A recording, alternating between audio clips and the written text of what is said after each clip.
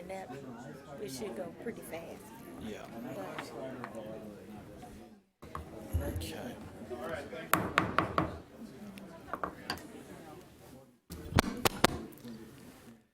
Good morning. It's now 10:07. Welcome to the committee meeting of the Texas Higher Education Coordinating Board on Academic and Workforce Success. I'd like to welcome everyone and also reiterate that make sure we all understand that Chairman Stedman has appointed Mr. Javed Anwar to be a member of this committee for this particular meeting. Please be advised that this meeting is being broadcast over the internet. Agenda item number 2 is consideration of approval of the minutes for the June 19th, 2019 committee meeting. Is there any discussion or comments? Do I have a motion to accept the minutes of that meeting? so moved. Moved by Ms. Williams. A second? Second. Second by Mr. Wilson. All in favor, please signify by saying aye. Aye. Any opposition? Hearing none, motion passes. Thank you. Agenda item 3 is consideration of approval of the consent calendar. Items listed on the consent calendar are items 5H, 5 through 5M, 1 through 7, 5N 2. At this time, I would like to request that agenda item 5M be removed from the consent calendar as we have supplemental material for this item. Agenda item 5M7 is consideration of adopting the staff recommendation to the committee relating to the appointment of members of the Post-Secondary Educational Opportunities for Persons and Intellectual and Development Disability Advisory Council. Do I have a motion? So moved. A second? Motion by Ms. Williams, second by Mr. Wilson. All in favor, please signify by saying aye. Aye. Any opposition? Hearing none, the motion passes. Does any board member want to add any other item to the consent calendar at this time? Does any member want to remove any of the agenda items from the consent calendar? There's no discussion now. Do I have a motion to approve the consent calendar as amended? So moved. Moved by Ms. Williams, seconded by Mr. Anwar. All in favor, please signify by saying aye. Aye. Motion passes. Thank you. Agenda item 4 is public testimony on agenda items relating to the Committee on Academic and Workforce Success. Today, we do not have anyone registered to testify, so we'll go on to the next item, which is agenda item 5A. Is a report to the Committee on Activities of the Certification Advisory Council. Dr. Peebles will be presenting this item. Dr. Peebles, this is for an informational item only. Thank you, and good morning, board members. First of all, let me explain why I'm presenting this item, if not someone else. Typically, our advisory committees, and you'll see one of these later with the Graduate Education Advisory Committee, we ask the chairs of those committees to come and make these presentations. But in this particular case, the chair actually, last year's chair actually went off the committee, and we haven't had another committee meeting to elect a new chair. And while we tried to coerce and cajole a couple of other committee members to come and make this presentation, we could find no takers, so you're stuck with me. The Certification Advisory Committee provides advice and recommendations to the board in 2 major areas. One regarding the standards and procedures to be used for carrying out the rules and regulations applying to post-secondary institutions in Texas that are not public or ICUT institutions or out-of-state institutions that want to operate in Texas. And their major function, though, is to review proposals for certificates of authority.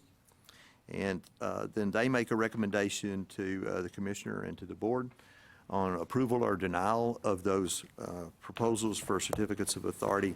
And in this past academic year, you have seen 2 of those, one from the Medicine College of Biomedical Engineering Technology, which is in the Dallas area, that trains students to work on medical equipment is their primary focus. And then the other is from the Burrell College of Osteopathic Medicine.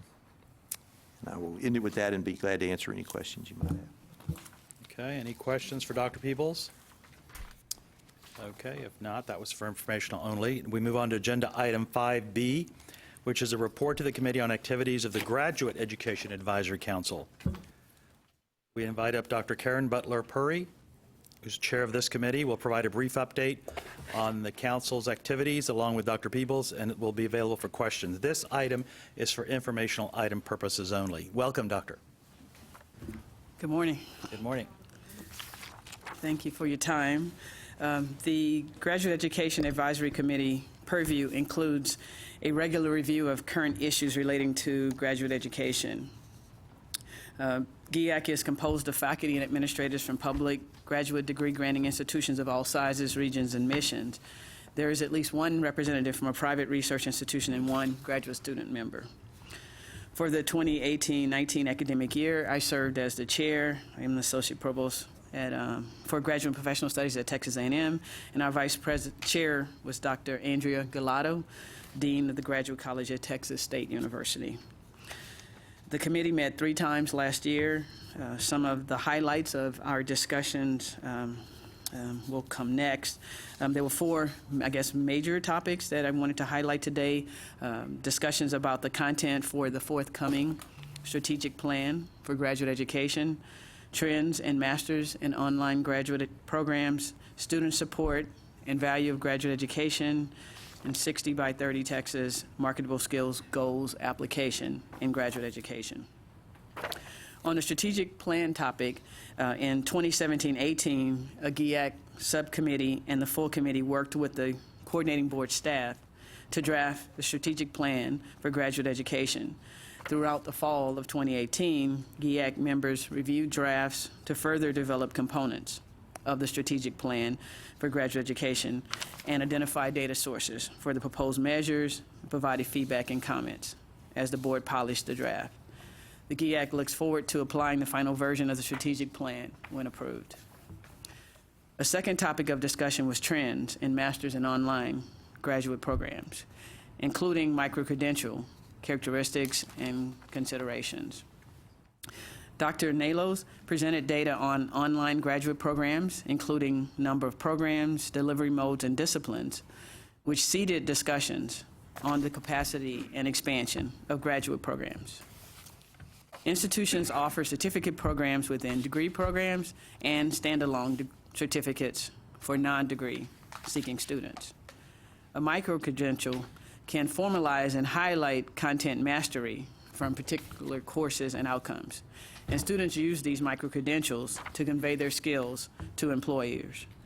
Some institutions offer certificates online to attract students and use their approach as a mechanism to identify students who meet the standards for admission to their graduate degree programs. When identifying areas for new master's programs and certificates, institutions consider workforce needs, career opportunities, and earning potential for students when they graduate.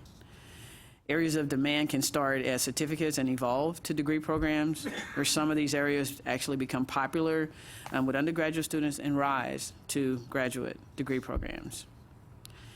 Institutions generally gather information from potential employers to understand the competencies and skill sets that they might be looking for in graduates. And it was also noted that jobs that do not currently exist are often created in the future because of graduate education. Texas will continue to be a net exporter of graduate degree holders for some time. And therefore, the capacity and expansion assessments should include a national context.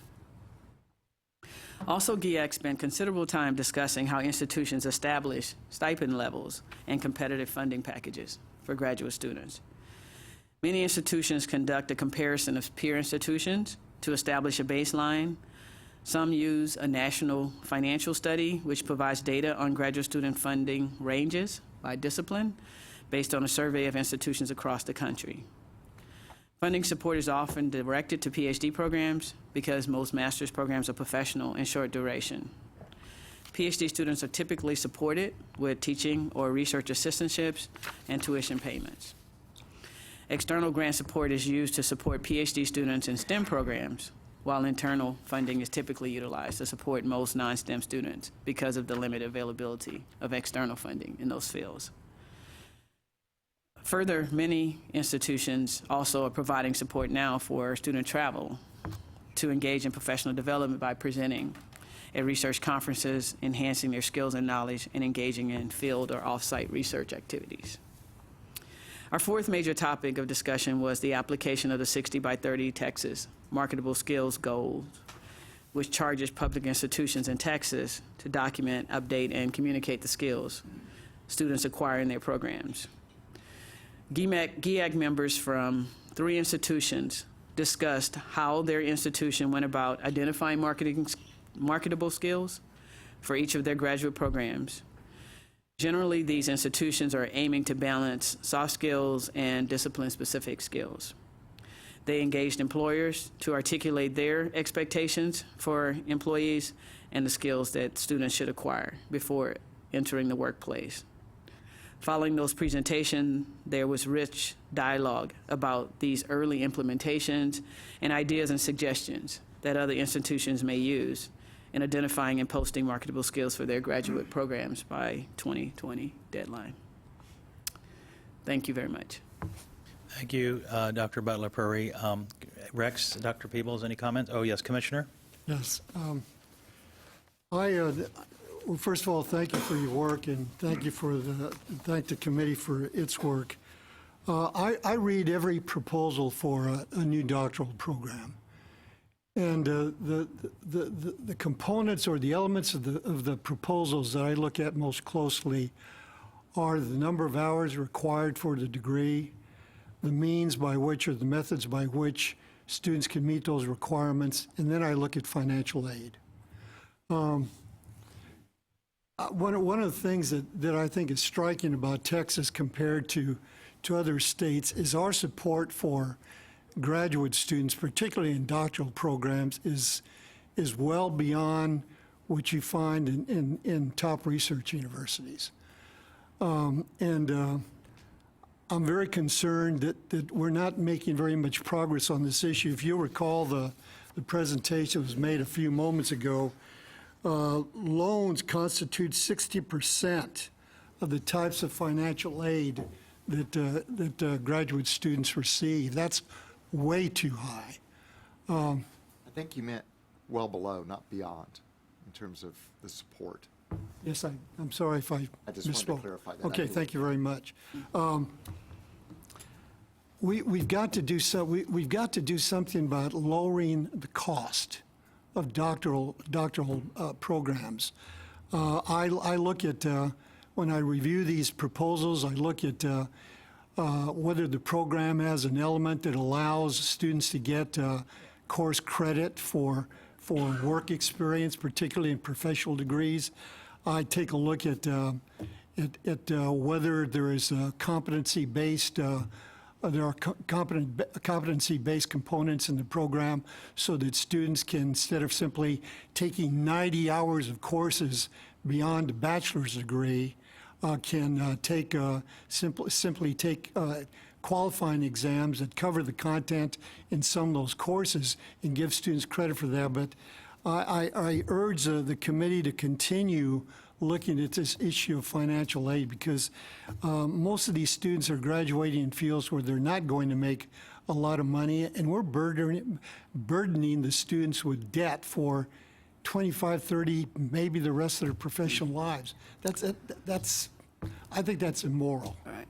And, I mean, I would agree with you that certainly, cost is a challenge. I will say that all of the institutions really are, looking carefully at this. I think the previous speaker was also mentioning that the assistantship data wasn't included in there, and so the percentage of, student loan is not as high as it appears. And I think, as I mentioned, assistantships is sort of how most of us pay doctoral students. But what I will say is that there is a lot of new effort in institutions to understand, like where our graduates are going to, help us better provide the right type of professional development so they could be successful.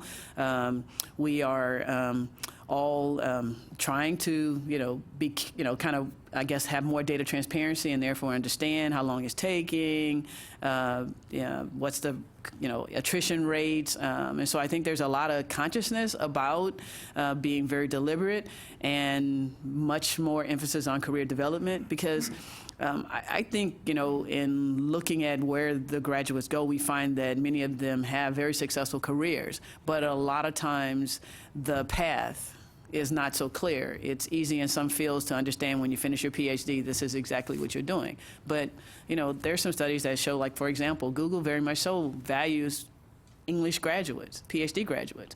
And so what we're trying to do is help our our graduates understand the marketable skills that they have.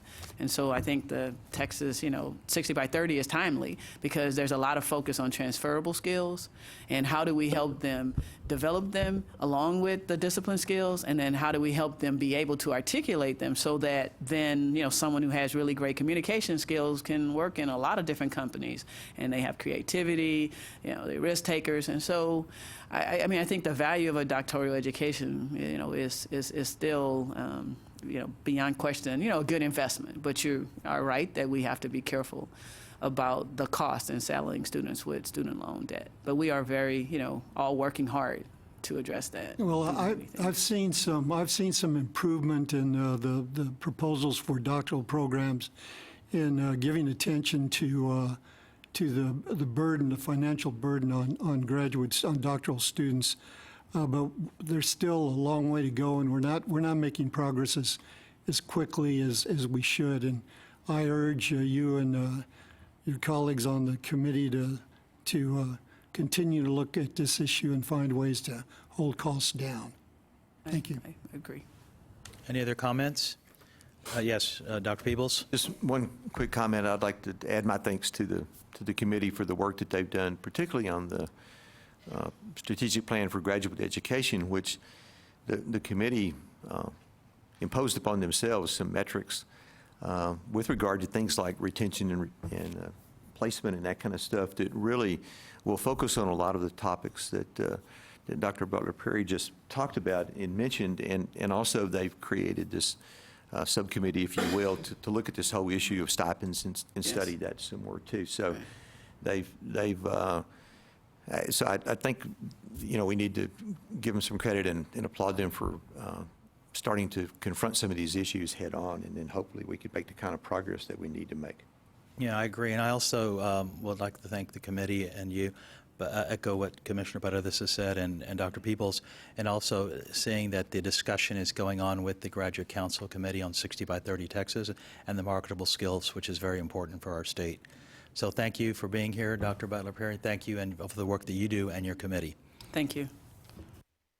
Okay, we're going to move on to agenda item C1, which is consideration of adopting the staff recommendation to the committee relating to the request for Texas A&M University Corpus Christi for a Bachelor of Science degree with a major in civil engineering. I'd like to invite up to the podium here some guests that we have. They're welcome to come up from Texas A&M Corpus Christi. Dr. Kalendra Phillips. Is Dr. Phillips here? Would you like to come up and say a few words? Dr. Phillips is the Provost and Vice President for Academic Affairs.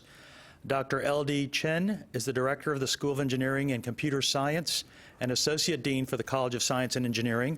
And Dr. Amy Aldridge Sanford is the Associate Vice President for Academic Affairs. Welcome, and if you could please state your names and feel free to say a few words, but I think first Dr. Peebles is going to say a few words, and then we'll be happy to introduce you and be able to comment if you'd like on the proposal.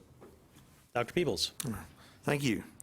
So this proposal is for a Bachelor of Science degree in civil engineering, in some sense a traditional face-to-face program, but it would have some concentrations in some rather non-traditional fields, if you will, of things like geomatics and unmanned aircraft systems, hydraulics and water resources, and I'm sure that they can tell you a lot more about that. And also reflective of a trend that I've seen lately in some of these degree programs.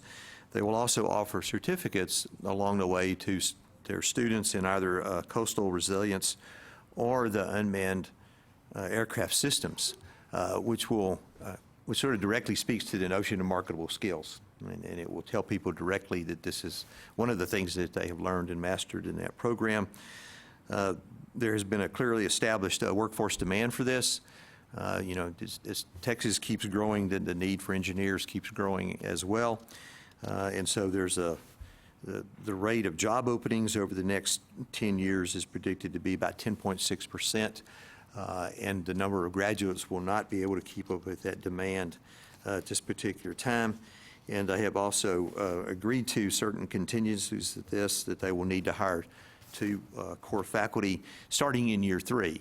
As the program ramps up and enrollment grows, then clearly they will need more faculty, and so they have agreed to hire 2 more core faculty members by the start of year 3 of this program. Okay. Dr. Phillips, welcome, and would you like to say a few words? On behalf of Texas A&M University Corpus Christi, we are pleased to present to you our proposal for civil engineering. We have worked with the city as well as the Port of Corpus Christi to design an academic program that would be a benefit to the students as well as the city in terms of their workforce needs. So our program in civil engineering does have a focus in sort of the coastal resilience, and in that way, working with the port, students will have the opportunity to do internships prior to graduation. They will also, as part of our program, they will engage in a 5-semester credit hour course on project management, which we think is very distinctive, as well as very much helps students launch themselves into their respective careers. It is, in our estimation, a solid curriculum. We have designed it so that students are prepared to enter the workforce and succeed. And for details, I would lean on L.D. Chin, our Associate Dean, to give more Associate Dean and Director of Engineering to give more information. Good morning. Good morning. My name is L.D. Chan. Like Dr. Phillips introduced earlier, our degree program has certain focus areas. In addition to that, the design of the curriculum will satisfy accreditation board's guideline, the Engineering Accreditation Commission, the ABET accreditation. And our previous 2 degree programs, mechanical and electrical engineering degree programs, are ABET accredited. So we will satisfy accreditation requirements, and we will also we follow the guidelines of the tuning document, tuning of civil engineering.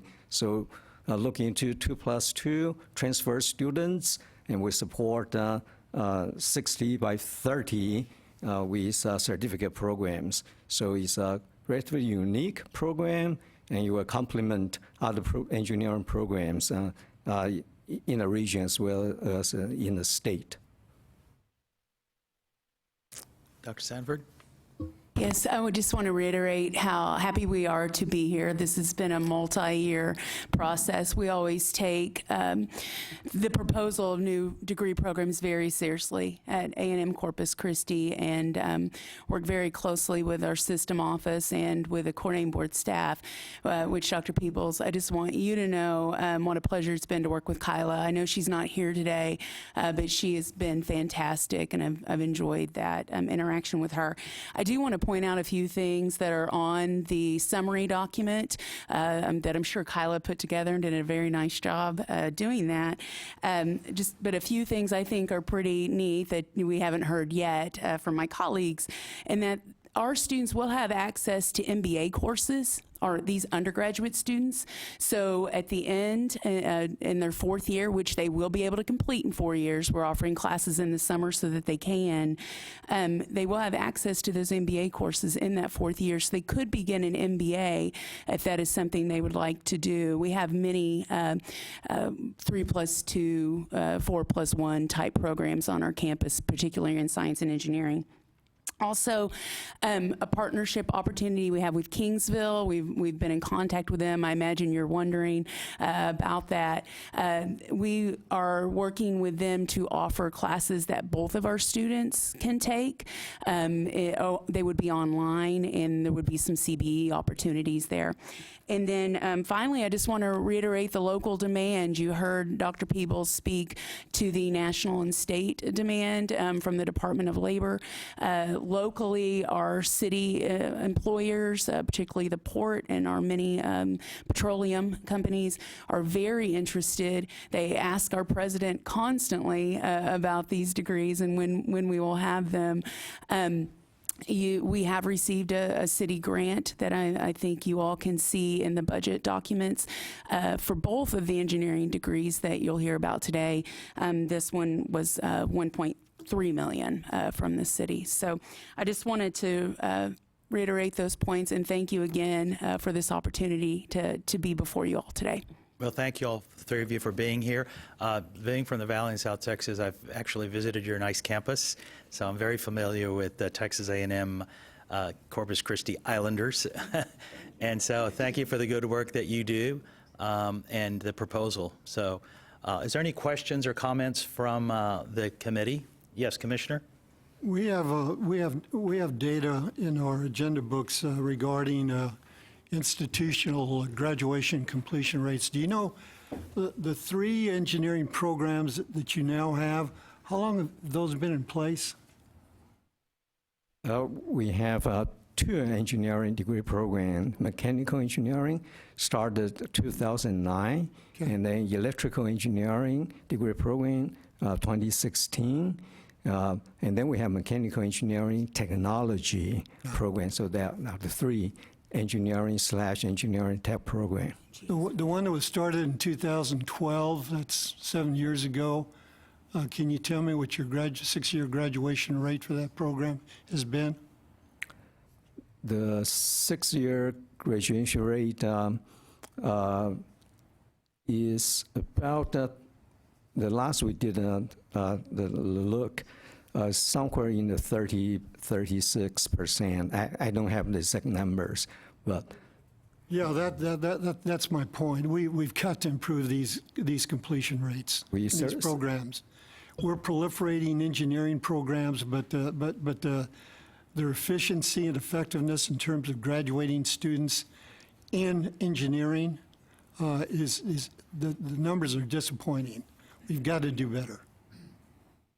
certainly we are aware of that, and some effort we're looking into is looking into more of the summer bridging program, so we can keep students instead of students transfer to other school or change their degree plan, Majors, yeah. and that will count to that 6-year graduation rate.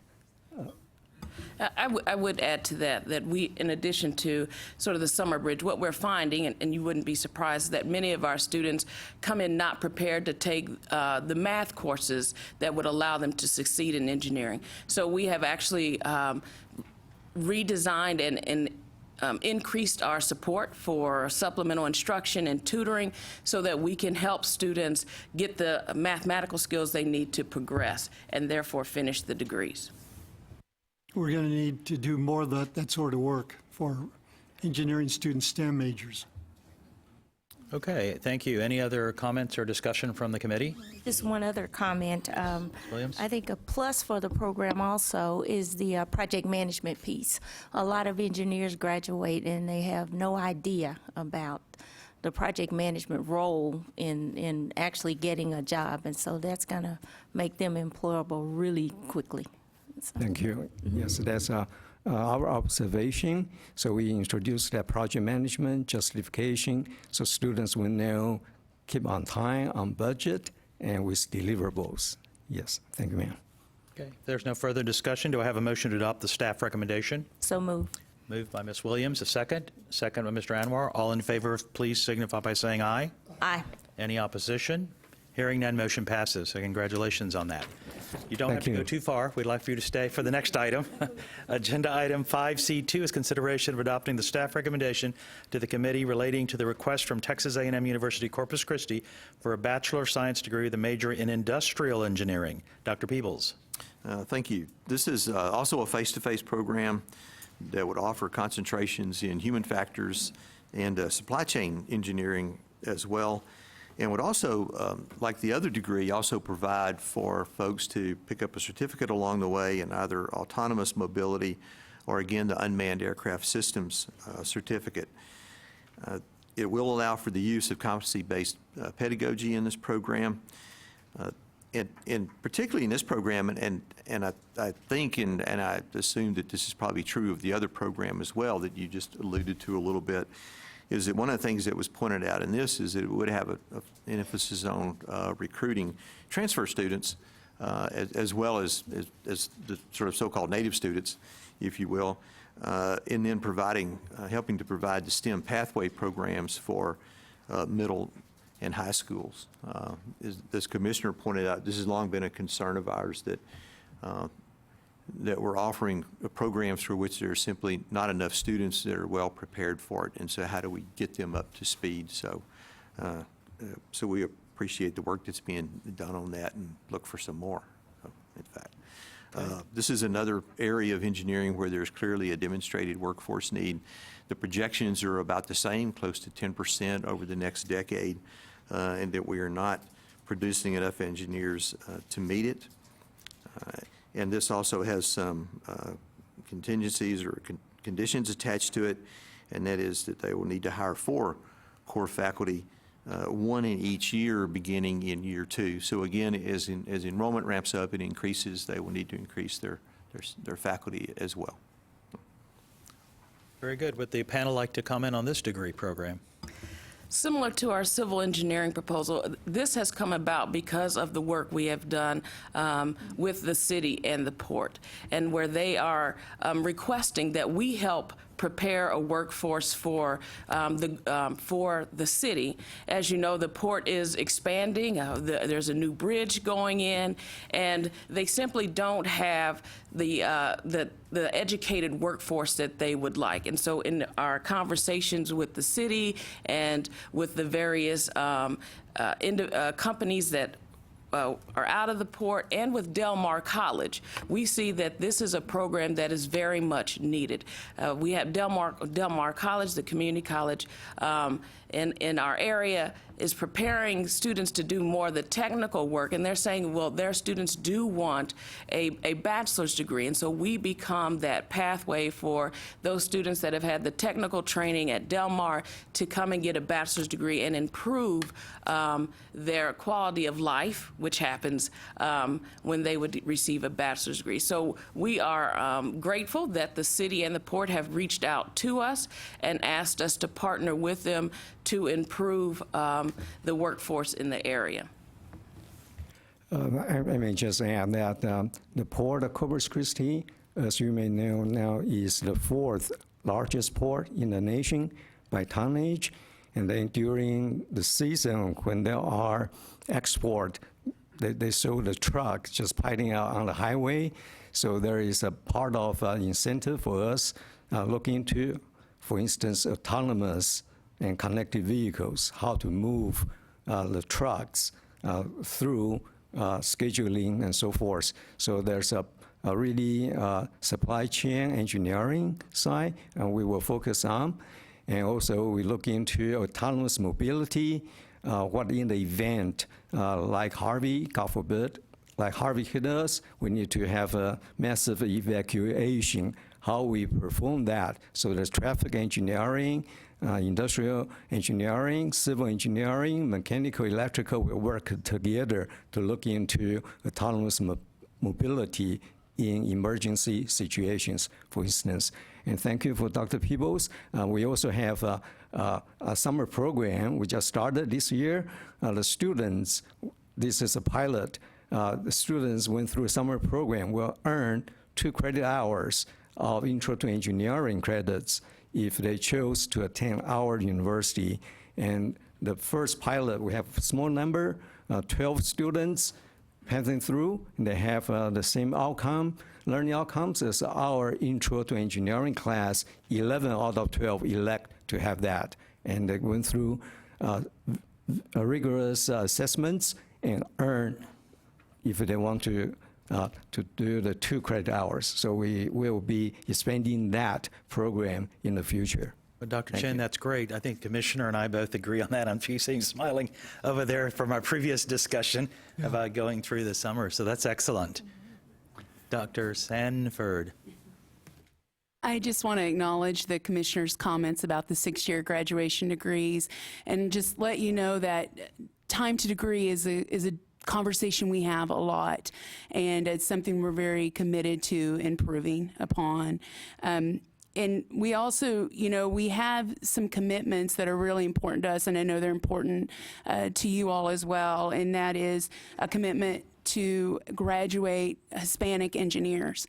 And we are an HSI, and we take that very seriously. And so I just want to reiterate that. We're also very committed to providing resources, which Dr. Peebles discussed, and that includes faculty and facilities. And so just know, again, this is something we've been working on for years, and we're ready to put our money where our mouths are on this. Okay.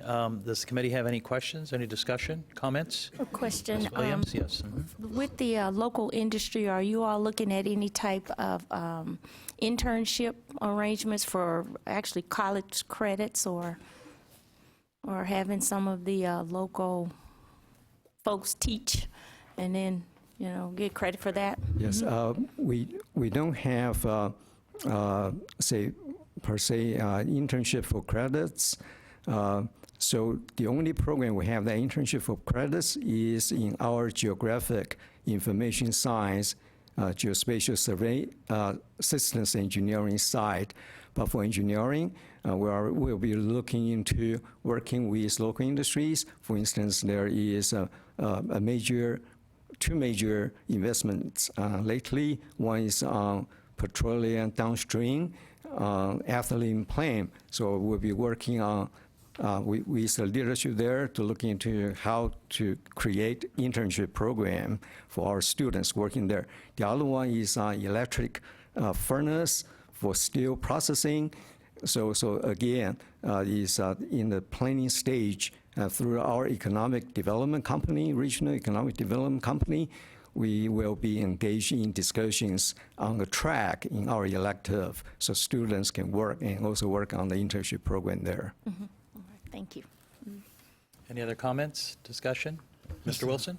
Just on the, back on the 6-year graduation rate, do we have any data on, in engineering programs of similar size universities, and what the 6-year graduation rate is as a percentage? I've mentioned before at board meetings, we do not calculate six-year graduation rates by discipline. And there are reasons that we don't. I think part of it was mentioned earlier that people frequently change their major when they come in, and there's so many things that go into that. We do them across the institution. I'm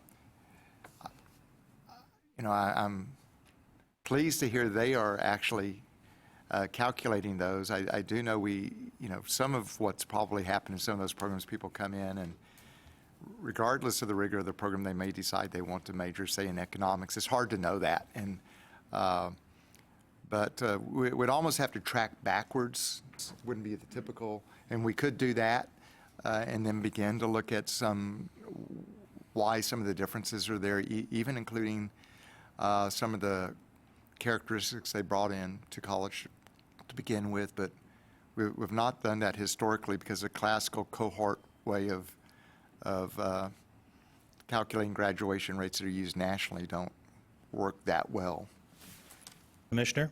Well, one of the curious things about STEM fields, and this is a data point I remember first reading about 15 years ago, is that students who declare a STEM major their freshman year graduate at higher rates than students who declare any other major, but they don't graduate in STEM. Exactly. So that suggests that you're getting the best students, but they're not well enough prepared to do rigorous work in STEM fields like these engineering programs. So that's something that we're concerned about.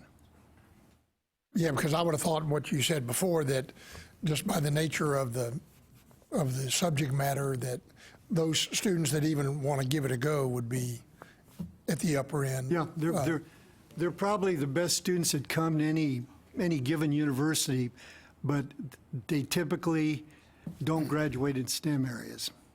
Yeah, I guess where I was headed is if it costs $3 million a year to introduce this program, and the graduation rate is a lower percentage, then I just want to make sure that students get the most bang for their buck, and that the state in general is applying the, not overpopulating certain programs or not, in order to get the most value, because if they're graduating other fields, that's good. What we don't want is them taking on student debt and then not graduating. Right. And let me add to Especially in that, these areas. the staff do take into account the graduates. When you're talking about looking across programs, they do take into account the number of graduates produced statewide. So it's not the same thing as an efficiency measure, which graduation rate really is. But they do take into account, what number are we producing? They do look, frankly, I don't know if institutions are aware of this, but staff look at what they thought their student numbers would be in terms of enrollments, in terms of evaluating other programs that come through, is how good is Corpus Christi at saying how many people will really enroll in a program or not, and sort of saying, okay, I don't know what theirs are, but saying, okay, well, they tend to overstate. They're very optimistic, or they may understate, and sometimes they're very good, but those are all elements that are taken into account as well, in that we, because they are expensive, and this is one reason why see a bachelor's program coming to the board, because it's in engineering, because of those factors you're talking about, because when the board decided they didn't need to see bachelor's program, except when the cost was a certain point, we kept engineering programs there because of all these factors you're talking about, because that they need some special attention because of the cost to the state overall. Okay, any further discussion on the agenda item? Well, it's great that that A&M Corpus Christi is being so responsive to the needs of your community. Well, that's one of our top priorities. That among the three agencies, the two other state agencies with which we work very closely. I was also very pleased to see that both these programs build on some of your distinctive academic and research strengths. So, Thank you. Do I have a motion to accept the staff recommendation? So move. Moved by Ms. Williams. A second? Second by Mr. Anwar. All in favor signify by saying aye. Aye. Any opposition? Hearing none, motion passes. So thank you all for making the trip to Austin to our committee meeting from the sparkling city by the sea, Corpus Christi. Yes, thank you. Anytime. Yes. Thank you. Yeah, thank you. Okay. Next, we move on to agenda item 5C4, which is, we're not moving too far from the Texas A&M system. We've got Texas A&M University and Texas A&M University at Galveston requesting a Doctor of Philosophy PhD degree with a major in Marine and Coastal Management and Science. I would like. Go ahead. Pardon me, but I think Oh, we're did I skipping miss- VC3. Did I do three? 5C3. Five, oh, yes, Kingsville. That's what I meant by Kingsville. Okay, sorry. There you go, yeah. Let me invite up to, thank you, Rex, Dr. George Rasmussen, who is the provost. Is he here? Provost and Vice President of Academic Affairs of Texas A&M University in Kingsville, from Kingsville. Dr. Mohammed Alam is the Dean and Professor of College of Engineering. Please come forward. Dr. Larry Peel is the Department Chair and Professor of the Department of Mechanical and Industrial Engineering at Texas A&M Kingsville. And Dr. Scott Smith, who's the Chair and Professor of the Department of Electrical Engineering and Computer Science. So welcome, gentlemen.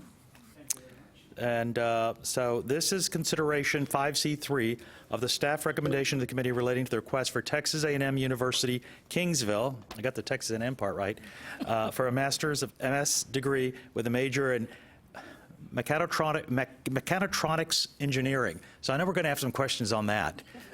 Because when I first saw it, I did. Okay, Dr. Peebles, now we're ready. All right. So, as I said, this is a proposal for a Master of Science degree in Mechatronics Engineering. This also is reflective of a trend that I've noticed over the last, particularly over the last couple of years, of degree programs coming forward that actually are combinations of other more traditional degree programs, and you'll see another one in a moment. But this one is really a combination of mechanical, electrical, and computer science engineering that combines those three things with a specific application to engineering and process industries which are, of course, very prevalent in that part of the state. So this is another one of those where there's has been a workforce need established. Part of the issue with looking at to answer some of Mr. Wilson's questions about this, part of the issue with looking at programs that are really new, in a sense, is that there is no established employment pattern for those. But there are established employment patterns for all of these other fields of engineering that this combines, and there is a lot of evidence out there to suggest that this is a growing field. We actually have in the state a number of mechatronics technology programs at the associate of applied science level. So this is clearly becoming a part of the academy, so to speak. So there has been a workforce need established for this, and as with other programs that we've looked at today, there is also some contingencies placed on them to hire a core faculty member to start in the spring of 2020 as this program gets ramped up, and also an additional core faculty member in the spring of 2022 when they've gotten a couple of years out and have ramped up their enrollment as well. So. Okay, so thank you, Dr. Peebles. Dr. Alam, I welcome. Would you like to say a few words? Sure. Good morning. Good morning. I serve as the Dean of Engineering at Texas A&M Kingsville.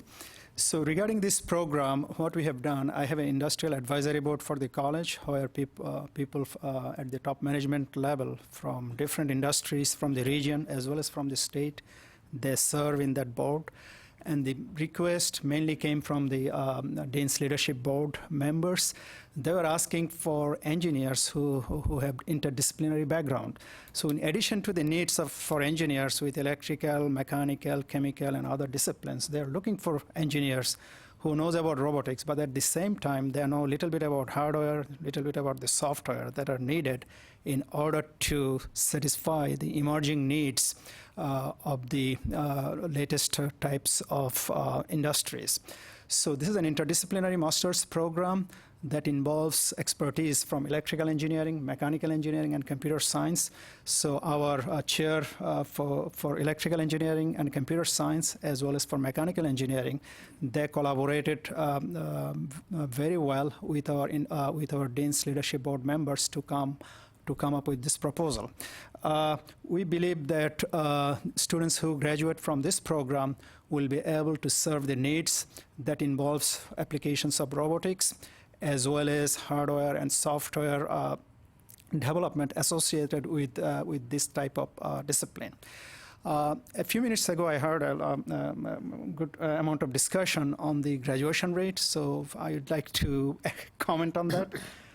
The 6-year graduation rate for engineering students in our campus is about 47%, and our campus 6-year graduation rate is about 37%. So engineering actually has the highest 6-year graduation rate in Tamok, Kingsville. So with that, I would probably invite Dr. Larry Peel, who was heavily involved with the development of the program, to give you a little bit more details. Thank you. I'm very interested in this program for personal reasons, and for research as well as for other. My background is actually not in the mechatronics area, but I've been involved with 3D printers of various types recently, and CNC machines and others. And I would guess that many of you this morning, maybe you had a vehicle that had an automatic door that opened or closed. All these things involve both mechanical systems and electrical systems and control. And so what we find is many students, if mechanical, they're afraid of the electrical part, and electrical students are afraid of the mechanical part. So by combining these, we're producing graduates that'll be better prepared for this, you might call automation needs we have, or the needs for advanced manufacturing. Also, we already have faculty on staff in mechanical engineering and electrical that already have experience with the robotics or the controls area in combining this. And so by creating this new master's, then we can utilize their experience and then supplement that with other faculty because of the growing need and the growing demand.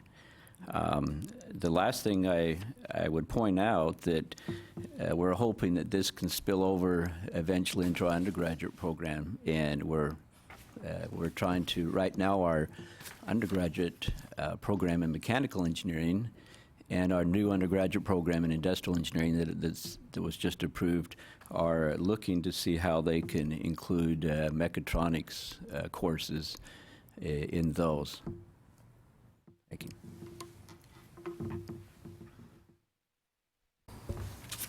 So, thank you for having us here.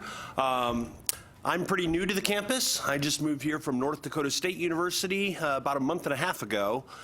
So I wasn't involved in writing the initial proposal. However, I do have some experience in mechatronics. When I was at a previous university in Missouri-Rolla, I ran a summer program for research experiences for undergraduates supervised or funded by the National Science Foundation for micromechatronics, which was a collaboration between electrical engineering and mechanical engineering. And as Larry said, the mechanical engineering students didn't really want to do anything at all with the electrical engineering part and vice versa. So I found it very good to have students that would know both aspects of some electrical and mechanical engineering. And I think that would be very, very valuable. And I look forward to working with the mechanical engineering department on this new proposed degree program. Thank you. Okay, thank you, Dr. Smith, and Dr. Peel as well. Dr. Alam. Do we have any questions or comments for the panel? Ms. Williams? Just one comment. I'm a mechanical engineer, and you're absolutely right. We have nothing to do with electrical, so good luck. I think the committee and those listening online and those here have got a good understanding or a better understanding of what mechatronics is and how the programs work and how the combination. I like your analogy about the car door, Dr. Peel, because that really makes sense in the real world, right? Any other questions? Yes, Mr. Wilson. Yeah, it says that it's the first degree of this type offered in the state. Why do you assume that is the case? In looking at this, researching it, I mean, obviously there's robotics programs. This is the first with the mechatronics title, and so I'm not saying there's not other robotics programs, or we aren't saying, but it's the first with this, and the first mechatronics master's program, as far as we can tell. There might be others, but as far as we're able to do with our research, and so we're trying to establish this as a program as of its own, and not just kind of a specialization. But as far as we can tell, that's the first one in the state. All right, thank you. Dr. Peoples? We do try to verify those claims. I don't know how to put this delicately, but institutions are sometimes want to exaggerate that they may be the first in the nation or in the state to offer something. And so we do verify that it's not just simply a new title. We're not talking about sports, right? Right, exactly. Because out-of-state people come in here to do that. Try to do that. I see billboards, It's not, Dr. Peoples. old wine in a new bottle, so to speak.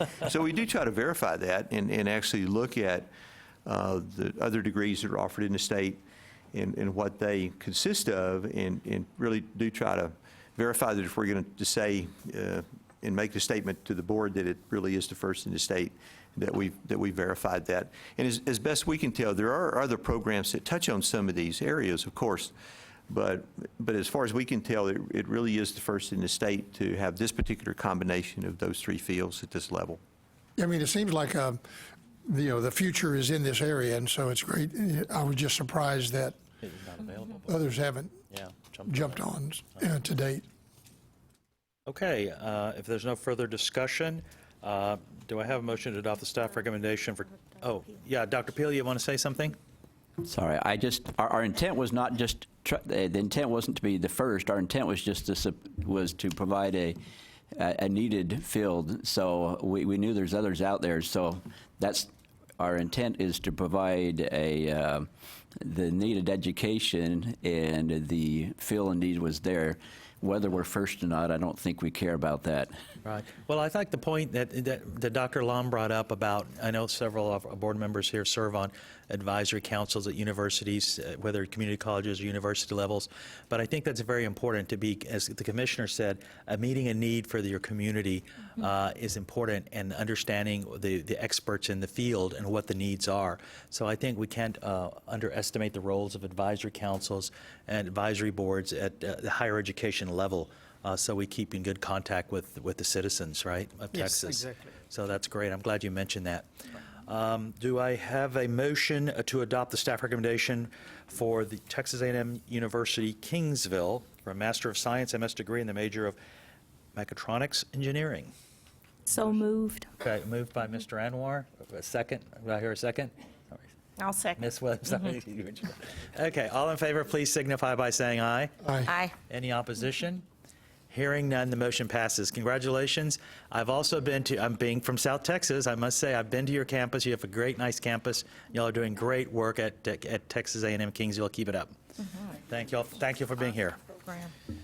Okay, we are moving on to agenda item 5C4 now, consideration of adopting the staff recommendation of Texas A&M University and Texas A&M University at Galveston for a Doctor of Philosophy PhD degree with a major in Marine and Coastal Management and Science.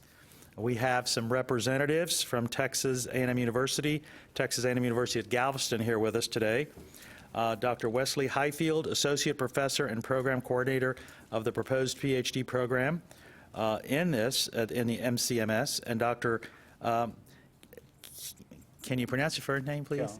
Keong? Yes. Keong Park. Okay, good. Professor and Head Department of Marine Sciences. I will preface this a little bit. Your president is, I grew up with him. We were neighbors. He's an astronaut. He's now the president, Mike Fossum, and we named a school after him in my hometown, McAllen. So Mike and I are very close friends, and he is now the president of your university. So y'all are I haven't been there yet, but I know all the great work that's going on right now at your university. So we're happy that you're here. We're going to hear the presentation first by Dr. Peoples, and then we'll have you have a few remarks of what's going on with the program. Dr. Peoples. Thank you. So this is a Doctor of Philosophy degree in Marine and Coastal Management and Science. In some respects, it's a typical doctoral program in that it's going to require 90 semester credit hours beyond the bachelor's degree, 60 semester credit hours beyond the master's degree. But it is a cooperative effort between the two campuses in College Station and Galveston. Students will be able to take courses in both of those places toward this degree as it fits their schedule and as they're offered, I assume. So there is a workforce demand for this area. Again, this is one of those that's a little bit difficult to pinpoint, but there is projected annual openings of just a little over 24,000 nationally and over 2,300 in Texas for people with this kind of training.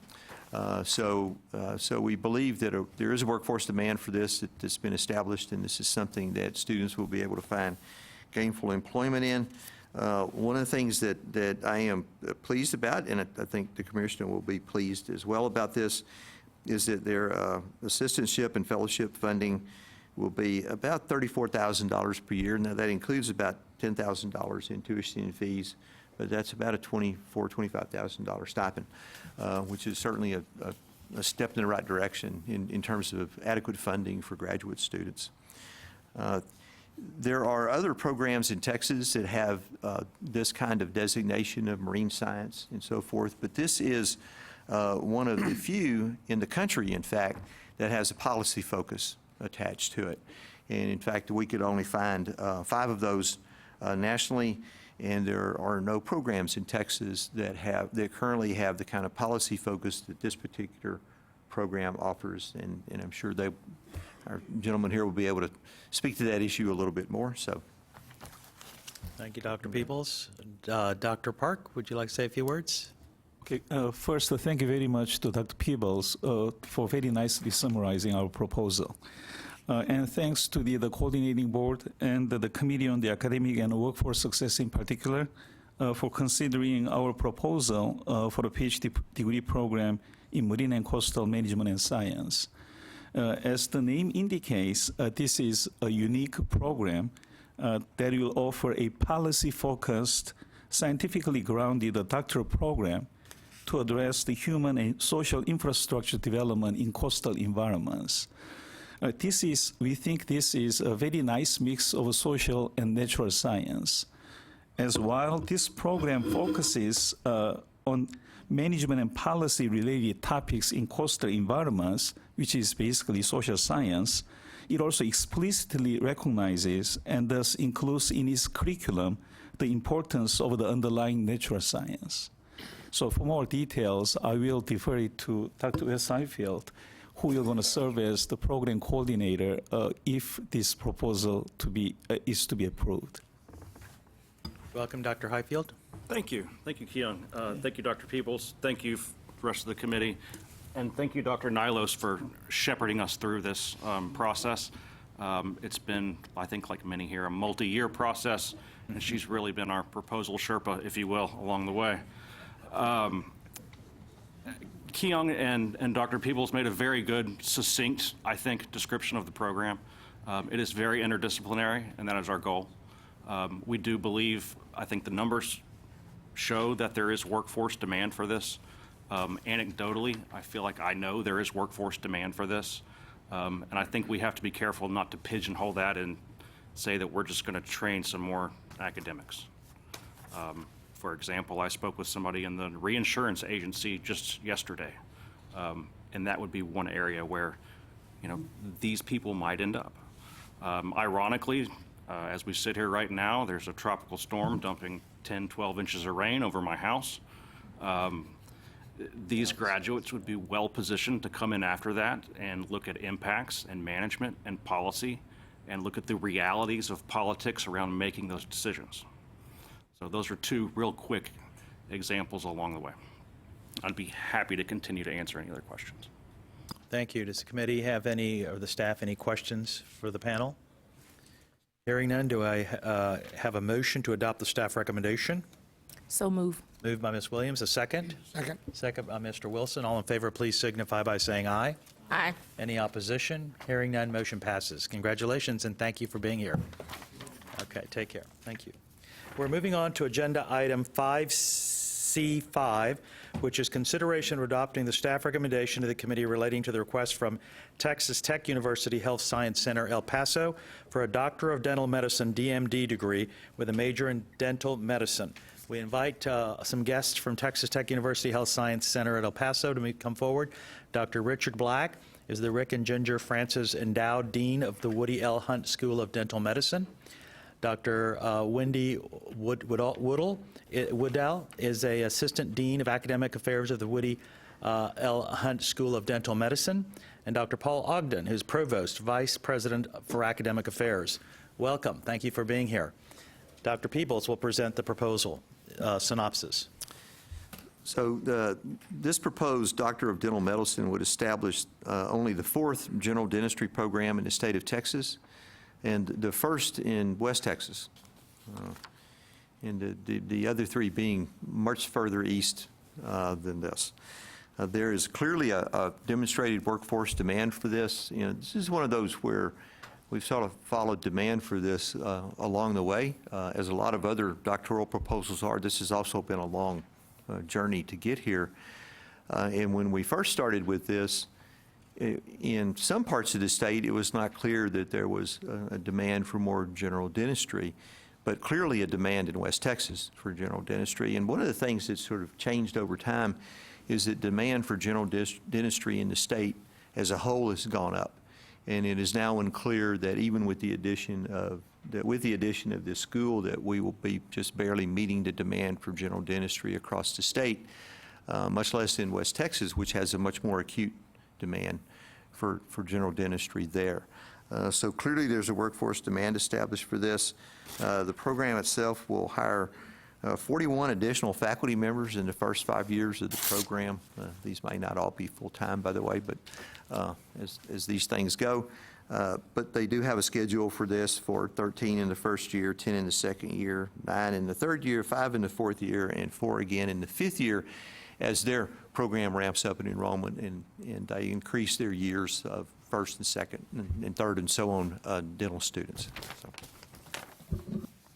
Okay, any comments? Or first of all, I'd like, Dr. Black, can you please say a few words? Welcome, and thank you for being here. Well, thank you very much, Chairman Farias. We're delighted to be here, and we want to first of all thank the staff of the coordinating board for their guidance over the last few years as this journey has carried us forward to today. It's a milestone day for us. The first dental school in the state of Texas in almost 50 years. I would comment that when the University of Texas at San Antonio Dental School was founded, there were approximately 10 to 11 million residents in Texas. Now there are almost 29 million. And so this is a school that Texas Tech has been very proud to support. It's a Western Texas school. We intend to try to solve some of the disparities of general dentists in the western part of the state. And we're well on our way to identifying the places that need help and improving the dental health, which is now really a part of overall health of citizens of western Texas. Thank you. Thank you. Dr. Woodall, did I say that right, Woodall? Woodall. Woodall, thank you. So I am Dr. Wendy Woodall. I'm the Associate Dean of Academic Affairs. And we are very pleased with our curriculum that we feel like it has been positioned to address the needs in 2025 and beyond. So we've kept an eye towards assuring that our graduates can pay attention to the interprofessional workings. The mouth is a part of the rest of the body, and that they are able to work with the different professionals that deliver all total health care. An eye towards culture, teaching Spanish, teaching some of the early portions towards a public health degree like a community health certificate, engaging in research in the area in addition to certainly a strong diagnostic and technical skill set. We have embraced CAD/CAM, so speaking towards the prior divisions. We do know that it is moving more towards milling and imaging and 3D printing, and we are teaching those skill sets as well. Great. And I've been pleased to be a part of it. Thank you. Great, thank you. Dr. Ogden, welcome. Yes, I don't have a lot to add to what they've already said. There's a very acute need for dentists in the Western Texas region, particularly in El Paso and across the state. The only thing I would add to that is that the state of Texas has more than enough qualified applicants that get turned away from our dental schools every year. There are actually 100 students from the state of Texas that go outside the state of Texas to get their dental training because there aren't enough spots available for people to train in the state. The other thing I would add to what Dr. Woodall has said is that we are going to have a very hands-on community-based curriculum where they are going to be totally immersed in the community, but we also intend for them to get very advanced dental skills. We realize that many of these folks will not be going off for additional training and residencies and may have to see more complicated dental problems because of the lack of specialists in the area as well. And so we intend to train them fairly well in being able to do things that may be a bit more complicated than a general dentist would do. Thank you. Okay. I'll say that being a healthcare professional myself, I take a look at this very carefully. The past president of the Texas Dental Association is from my hometown in McAllen, and also my high school, one of my best friends lives across the street, is a dentist. So, and I've received letters from dental associations and dentists around the country. And I serve on another board with Woody Hunt, who is a past member of the Texas Higher Education Coordinating Board. So I think y'all have done a fabulous job in your proposal and looking at the needs of West Texas. And so, thank you for all the work and the time that y'all put into it. And as Dr. Ogden says, I'm familiar with the application processes and the need of having healthcare professionals study and stay in our state. to be able to meet the demands of our growing population. As Dr. Black had pointed out, Texas, has grown so much from 10 million now in the 20 plus. So thank you all for all the hard work to doing that and providing an opportunity for students to continue to study in our state and be able to practice in our state dental medicine, to be able to provide the citizens the dental care that we need. Commissioner? Well, this proposal has been a long time coming, and we've been hearing about it for years, and we've been excited about it because it seems so necessary and seems so promising. I have a question. I read a study 4 or 5 years ago that pointed out that one of the biggest factors in poor performance among very young children, whether it's in K or the first primary grades, is poor dental care, and it affects their nutrition and so forth. I would expect that this was not a study about El Paso, but I would expect that given the demographic characteristics, economic characteristics of El Paso might well be a place where that is a very serious problem. And I was wondering if you had given any thought to dealing directly with that issue. Dental care for young children is a factor in their ability to perform well in school. That certainly is an ongoing problem. We continue to attempt to address that. Certainly within the curriculum, we are dealing with patients of all ages from 3 to 6 months all the way up through, my mother was 92. It is a very important area to address, and there is a strong curriculum in pediatric. It is a competency-driven curriculum, and there are something like 9 of the competencies that they must prove in order to graduate are based in pediatrics.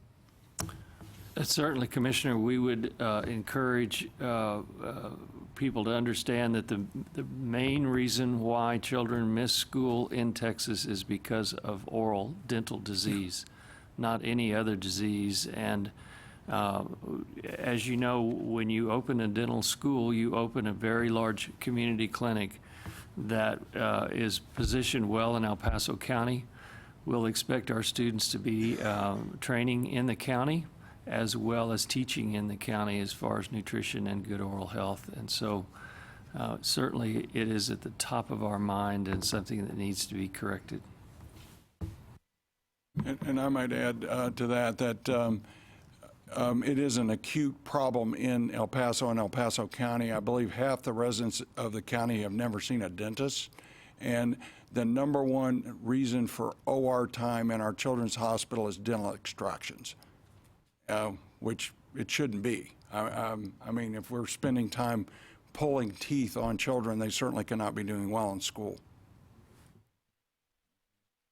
That's very good to hear. Yes, it is, and it's a good proposal. Thank you all. First of all, I want to ask questions from our committee. Yes, Mr. Wilson. Yeah, can you elaborate further on, I agree with the idea of the local clinic being part of the process. Do you have the funding in place for that, or what's your plan as far as opening Yes, local sir. clinic? Because I know the equipment costs. Yes, it is a daunting task to start up a professional school, especially a dental school. That's the most expensive school you can start on any campus in any university. We have tremendous support and have had from Texas Tech University to be committed to this, their Board of Regents, so that this large clinic to the tune of maybe $20 million can be built, 130 chairs, lights, equipment, stools, instrumentation. Dr. Woodall has crafted the curriculum so that our students are in that clinic approximately 6 weeks after they get to school, hands-on with patients as soon as they're qualified to do so. We have also been blessed with tremendous community support to the tune of $31 million already from 2 foundations in El Paso. And so we are well on our way to not only our training activity and our academic activity, but also our public clinic, and we expect to open that at the same time that the students matriculate. Does that answer your question? It does, yeah, that's great. Thank you. I mean, I think it's a big benefit for the community because Oh, definitely. in schools that have, medical, programs or whether it's pharmacy or whatever, if they have a, the impact on the local community is huge if you have a clinic connected to it. Oh, yeah, and I just think, yeah, for the clinic and a public health standpoint, which is like my background, and doing, health fairs and things like that, and I think it's just going to be a tremendous asset to the community in all of West Texas. And so I again, compliment you all on the proposal. Any other comments or questions? Hearing none, do I hear a motion, please, to adopt the staff recommendation? So moved.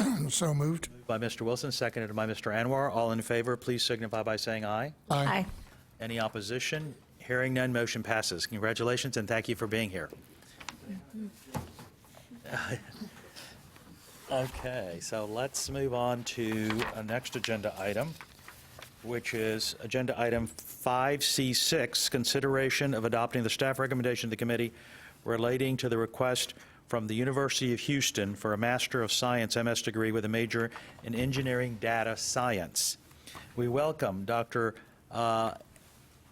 Andrea Prosperity. Thank you. Thank you for helping with that pronunciation. Welcome, Dr. Prosperity. And I'm going to have Dr. Peoples do the proposal first summary, and then we'll hear from the doctor. Thank you. So this proposal is a Master of Science in Engineering Data Science, and again, this is one of those that will combine two traditional fields into a sort of interdisciplinary degree program, if you will, but it combines both engineering with a big data foundation. And so engineers will be trained to use big data in their work, in analyzing problems and solving those problems, and so forth. This is another one of those things where it's somewhat difficult to predict workforce demand, but there is a national average of at least 20,000 plus related job openings in this field as well, and the Texas Workforce Commission indicates an average of 1,732 annual job openings in this field. So again, this is one of those fields that is growing in recognition, but also growing in demand as well. They will also have a hiring schedule. They will need to hire 2 additional faculty members, but those will be in year 3 of the program, once again, after they have sort of ramped up the program and developed enrollment and so forth. So I'll turn it over to. Thank you, Dr. Peoples. Dr. Prosperity, would you like to say a few words, please? Thank you, Dr. Peoples, and also I'd like to express our gratitude to Dr. Audra Partridge for her help with finalizing the small, aspects of this proposal. So the Austin actually has more engineers who have data science competencies than Houston. Austin has about 1,000 and Houston is about 700. To give you an idea of the demand, just ConocoPhillips is planning to hire about 380 data science savvy, not necessarily professionals, but savvy engineers in the next year or 2. So the demand is everywhere, and data science is like mathematics and English. You don't need to be a mathematician to use mathematics. You don't need to be a professional writer to need English. And data science is a discipline of that sort. The jobs of the future and even of the present require some competence of data science. They do not require an extreme specialization in data science. So it is in recognition of this fact that what we plan to do is to impart some foundational basis in data science to people who have already an engineering degree, and to combine this with further deepening of their engineering expertise. So this is the structure of the program. And it relies on, mostly for now, on existing courses, which are rather undersubscribed, so they can accommodate a few more students. And then, as Dr. Peeble said, we are going to hire other instructors as the program matures. Okay, thank you. Any comments or questions? Hearing none, do I have a motion of approval of the staff recommendation? Moved by Mr. Wilson. Do I have a second? Second. Second by Ms. Williams. All in favor, please signify by saying aye. Aye. Any opposition? Hearing none, the motion passes. Thank you for being here. Congratulations. Thank you, sir. Okay, we're moving on to agenda item 5C7, which is consideration of adopting the staff recommendation of the committee relating to the request for the University of Texas Health Science Center at San Antonio for a Doctor of Philosophy, PhD degree with a major in health sciences. At this time, I would like to invite up Dr. David Sheldedy, Professor and Dean, School of Health Professions, Dr. David Weiss, who's the Professor and Dean of the Graduate School of Biomedical Sciences, and Dr. Jacqueline Lee Mook, who is the Vice President for Academic Faculty and Student Affairs. Thank you all for being here, and before I ask you for a few comments, I'm going to have Dr. Peoples present the proposal.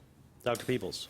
Thank you. So this is a Doctor of Philosophy degree in health science. This kind of program is aimed at the allied health sciences, which is encompasses everything in health science outside of medicine and nursing as a general rule. But there is certainly a demand for people to be trained in those areas, both in terms of faculty members for the future, as all of those underlying allied health programs grow.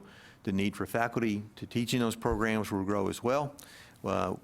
Research in those areas is an ongoing necessity as well, as those programs become particularly much more integrated with other health sciences and how they operate in terms of medical care itself.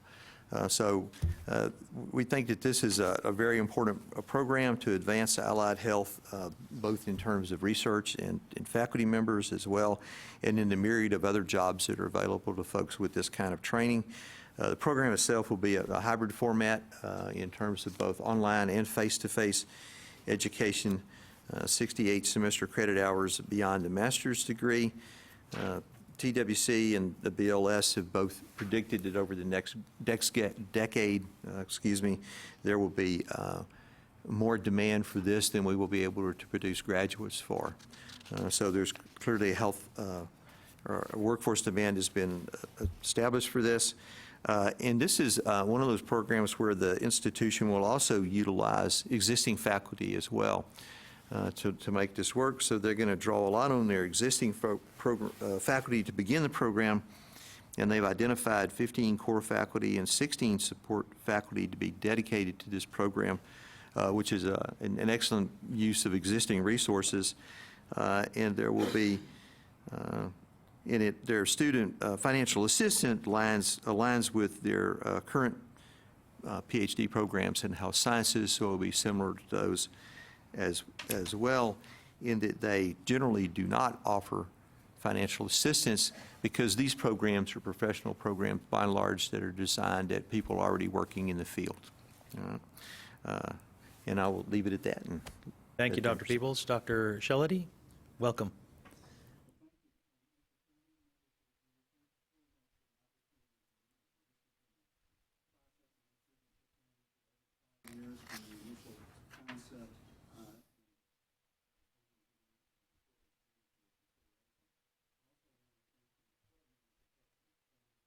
The Higher Education Board. I hope you all could hear that first bit. Is that okay? Yes, yes. But I want to also thank the extraordinarily professional staff of the Higher Ed Board. They've been very rigorous and very careful and asked all the right questions and helped us put together a much better proposal. So I appreciate that. Now, this particular program will be a collaboration at UT Health between the Graduate School of Biomedical Sciences and the School of Health Professions. The School of Health Professions currently offers 12 different degrees and certificates, 6 of them at the graduate level, 2 of them at the professional doctorate level, and those 2 programs will complement this particular program. The graduate school offers 18 different degrees and certificates, and 7 of which terminate in the award of the PhD. Now, the primary purpose of this program is to prepare future allied health faculty, researchers, and leaders. The program will also offer an opportunity for students with varying allied health backgrounds to seek advanced allied health education. As noted, the program would be offered in distance and hybrid format, and the intent is to open this program to students across the state of Texas and elsewhere because there's a very big need for the development of faculty in allied health. Allied health is quite a large body of workforce in terms of healthcare providers and healthcare support folks. Approximately 8 million in the United States, so that's a pretty big number. And most allied health folks are trained in colleges and universities. And you've got to have faculty to train them. And there is very difficult to find doctorally prepared faculty, and hopefully this will help with that particular issue. The main other message is that we are focusing on preparing researchers and teachers. So there's a strong research component. There's a big need for outcomes research, in particular related to allied health. They provide a very large number of services, and there needs to be additional support in terms of what works, what doesn't work, and at what cost. And so that would kind of be our research focus. The program's intended to be interprofessional and leverage all of the opportunities we have across the medical center, including the School of Nursing and the Graduate School. So again, thank you all very much, and I'd be happy to take any questions. Thank you, Dr. Sidley. Dr. Weiss, next, please. Comments? Just 2 points I would make as to why I love this program and want to see it part of UT Health San Antonio. The first has to do with the workforce component. We have several PhD programs, and the challenge has been discussed numerous times here this morning, one that we embrace and love, is helping these students figure out what they want to do when they leave, help them figure out what it is, and then help them get there. And that's quite a challenge. It's also very hard to figure out what the workforce is because the options are so many. And what's great about this program is there's a huge demand. It's undeniable. The second point that I really love about this is being a scientist myself. While I would certainly defend to the death the importance of basic science and understanding mechanisms of disease, it sometimes takes quite a while to translate that into healthcare. But the types of research that these investigators will do have a more immediate impact on healthcare, and I look forward to seeing their doctoral work here and when they leave and land their jobs. Great. Thank you, Dr. Weiss. Dr. Jacqueline, can you pronounce your last name? Mock. Mock. Okay, yes. I wanted to make sure. Thank Dr. you. Mock, thank you for being here. Thank you, Mr. Chair. Thank you, members of the board, Mr. Commissioner. Again, I want to reiterate our grateful appreciation to all of the coordinating board staff who have been superb in helping us navigate this proposal forward to your presentation. I've got 2 superb deans that I work with very closely, so there's not a whole lot more that I can add on behalf of President Henrich. But suffice it to say, within our academic health centers, we've been really grateful already for the approval of 2 intellectually blended PhD programs. One is our PhD in nursing science. That is a collaboration with our Graduate School of Biomedical Sciences and our School of Nursing. The second one that you have approved for us is a PhD in translational science, which again is in our Graduate School of Biomedical Science, and in that particular case is a joint degree that we offer with UT Austin and UTSA. In both cases, it's a blending of the sciences specifically within the professions of the healthcare arenas, along with the rigor of the basic sciences. And so that is what we see here in really being able to promote in a PhD in health sciences. So thank you for the consideration of this proposal, and we stand ready to answer any other questions you might have. Thank you. I'm being from South Texas, too, San Antonio a lot. My parents live there, so I'm very familiar and visited your health science center. An outstanding job, great leadership, and this, I think, program would just blend in extremely well with what's happening there, so keep up the good work. Any comments or questions from the committee? Hearing none, do I have a motion to adopt the staff recommendation? I have a quick question. I noticed Yes, on Mr. Wilson. The summary page where percent of medical school students practicing primary care in Texas Okay. was 39% in 2013 and is now 21%. Do you have any Primary care. Any data on that factor? That's almost dropped by half in 5 years. Well, I suspected that data is, if not completely accurate, is probably fairly accurate. It shifts over time. As you know, we have an ongoing problem with primary care in the state of Texas and indeed in the country as a whole. And I think a lot of that has to do with the fact that, quite frankly, there is a lot more money involved in specialty care than there is in primary care. Right. And at the rate at which students accumulate debt and so forth, particularly in medical school and in afterwards, but particularly in medical school, it is sometimes often much more attractive to go into specialty care than it is in primary care. And so, over time, both the legislature and the coordinating board have directed efforts at this. Our graduate medical education program is geared specifically to primary care and to those fields to try to provide ongoing support for hospitals and other avenues for residencies to incentivize them in some way to try to beef up the primary care pool. Yeah, I'm familiar with with the struggle too. But I was surprised by, in a 5-year period, it went from 39% to 21. That's huge fall off. That's right, and we're aware of that. Being on the committee for a few years, I think the proposals you requested, that in October we approved new medical schools, right? Right. And specifically, I know the University of Houston, working closely with them and their medical school, is going to target primary care physicians, and they're not the only ones. Another one that we've also approved, I know that the Sam Houston State DO program is also, I mean, that's the target, and they're looking at expanding clerkships and residencies into their branch campuses because of the fact that there is a concern. But Dr. Peoples is right. I mean, once somebody starts medical school or any professional school, you can say you're going to go in a certain area, but people change their minds. Sure. And we have a shortage of family physicians, primary care physicians in our state. And so I get the question a lot, wow, how did the coordinating board, you guys approved 3 new medical schools, but the fact of the matter is we have needs in the state. And Mr. Wilson, you pointed out the big need.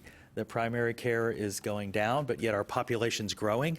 We're 25 million. So we need to probably educate students. And I know that advisors around the state are letting students know that are pre-med that these are areas that are of need. But people choose different specialties for different reasons. And economics, and quite frankly, being a health provider myself, health insurance payments, Medicare, Medicaid are not going up, they're going down.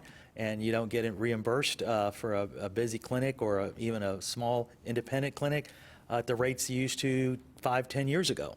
So people are making decisions, and that's the answer to that. I think I agree with Dr. Peoples' analysis and just hearing what's going on in the state. But yeah, I was just surprised by the drop off. In a 5-year period. That's almost like the price of oil, right? You don't want to. But yeah, that's a good observation. But we're aware of that, and the thing is, the schools. I think that's why these schools proposals that we've approved are working to meet those needs. Would you agree, Commissioner? I agree, yes. Great, thank you. Thank you for that observation. Do I have a motion? Oh, yeah, Dr. Peoples? Just one quick comment to that. Yeah, that is a rather surprising drop, and so we're going to do a little checking into the number to make sure it really is that acute, so to speak. So, yeah. Okay. If there are any comments or questions, hearing none, do I have a motion to approve the staff recommendation? So move. Moved by Ms. Williams. Do I have a second? Second by Mr. Wilson. Thank you. All in favor, please signify by saying aye. Aye. Any opposition? Hearing none, motion passes. Congratulations. Thank you all for being here. Thank you very much. We're moving on to agenda item 5D, which is consideration of adopting the certification advisory councils and the Commissioner's recommendation to the committee relating to the request from Burrell College of Osteopathic Medicine for initial certificate of authority to grant degrees in Texas. I'd like to invite up some guests that we have representing Burrell College of Osteopathic Medicine. Robert Wingo is the chair-elect of the Board of Trustees of Burrell College of Osteopathic Medicine. Dr. Don Pesca is the Dean and Chief Academic Officer for Burrell College of Osteopathic Medicine, and John Hummer is President of Burrell College of Osteopathic Medicine. Welcome, gentlemen. Thanks you for being here. Dr. Peebles will present the proposal. So before we actually get into the discussion of the proposal itself, I thought I would preface that with a little bit of reminder about the regulation of institutions of higher education in Texas and how they relate to this particular proposal. So what we're going to focus on here is institutions other than public institutions or ICUD institutions. And of course, ICUD institutions are the independent colleges and universities of Texas, such as Rice, Baylor, Paul Quinn. There are about 27 of those, if I remember correctly. And for those institutions that are other than public institutions or ICUD institutions in Texas, we have three major mechanisms for regulating those. And those are certificates of authority, certificate of authorization, and also the state authorization reciprocity agreement, also known as SARA. And I'll actually start with the last one first. So the state authorization reciprocity agreement, or SARA, is something that 49 of the 50 states in this country have entered into. Only California has not signed on to it, and they may be, and I think they're in the process of doing so. They do not have a coordinating board or anything like it in the state anymore, and so their legislature had to create a statewide entity for them to be able to join SARA, which they have now done, so we expect that will happen. But the other 49 states are a part of it. And what SARA applies to are those institutions that do not have a physical presence in Texas and do not wish to have a physical presence in Texas. And a physical presence may be a campus, or as you will hear in a few minutes, in the case of the Burrell College of Medicine, the physical presence in that case would constitute essentially an office where students can go and check in, seek advice, and so forth. But so again, institutions that do not have a physical presence in Texas and do not wish to have a physical presence in Texas, and those institutions can be a member of SARA if they're in a state that is also a member of SARA. So there's sort of a two, or actually there's really more like a three-step process to this. The state itself has to become a member of NC SARA through its regional boards. In our case, it's the Southern Regional Education Board. And then institutions that are in a state that's a member of SARA can then also join SARA. And so those institutions then are allowed to offer 100% online programs in other SARA states. And what this has done, it has removed the requirement that every individual state seek authorization from every other state that they operate in or offer programs. And of course, the prevalence of online programs across state lines is pretty daunting. Several years ago when I was at Midland College and this became a big issue at the federal level, I asked, so how many states do we have students from? And it turned out that we had students in 46 states and 13 foreign countries. And so this is something that everybody wrestles with, and SARA has helped solve that particular problem, and thereby saving states a lot of money and also a lot of time in seeking authorization from other states. But under SARA, institutions are allowed to offer up to 10 clinicals, internships, practicums, and in this case that we'll be discussing in a few moments, clerkships, per site. And there is no limit on the number of sites that an institution can have, but there is a limit on the number of students that you can have at a particular site, and that is at 10. And I should point out that this is something that applies not just to online programs, but to all programs that an institution in another state might offer. And SARA membership is renewable annually for institutions and biennially for the states. So Texas will be up for a renewal in October of this year, for example. Now, our other major mechanism for doing this is through a certificate of authority. And this is for institutions that wish to establish a physical presence in Texas. So they want to have a physical presence here, but they do not yet have accreditation from one of the board-approved creditors. So we have 13 board-approved creditors, including the 6 regional accrediting bodies in the country. The certificates of authority require an extensive review that include a site visit, and they are very akin to the kind of review that we do for doctoral programs. In fact, at least in one case, the review for a certificate of authority exceeds what we would do for a doctoral program, in that we also look at the financial capacity and status of the institution, which is something that we don't do with public institutions, assuming full faith and credit of the state behind them. Right? Right? And a certificate of authority is in effect for 2 years with a maximum at a time with a maximum of 8 years. The idea being that under a certificate of authority, institutions are pursuing accreditation with one of our board recognized accreditors. And in this case, Burrell has been pursuing accreditation with both the Higher Learning Commission, which is a regional accreditor, but also with COCA, which is the accreditor for schools of osteopathic medicine. And then at the end of the 8 years, by the way, if an institution has not achieved accreditation from one of those board-approved accreditors, then their authority to operate in the state ceases at that point. And by the way, we currently have 3 institutions in Texas that operate, that have a certificate of authority, only 2 of which are actually operating, and that is Medicine, which I mentioned earlier, and also the Southwest School of Art has a certificate of authority with us. So we have 3 institutions that actually have a certificate of authority right now, but only 2 of them are actually in operation and a going concern. So certificates of authorization are for those institutions that wish to establish a physical presence in Texas and then also have accreditation from a board-approved accreditor. So for example, with the Burrell College of Medicine, once they have achieved accreditation from the Higher Learning Commission, then they would be eligible for a certificate of authorization to operate in Texas.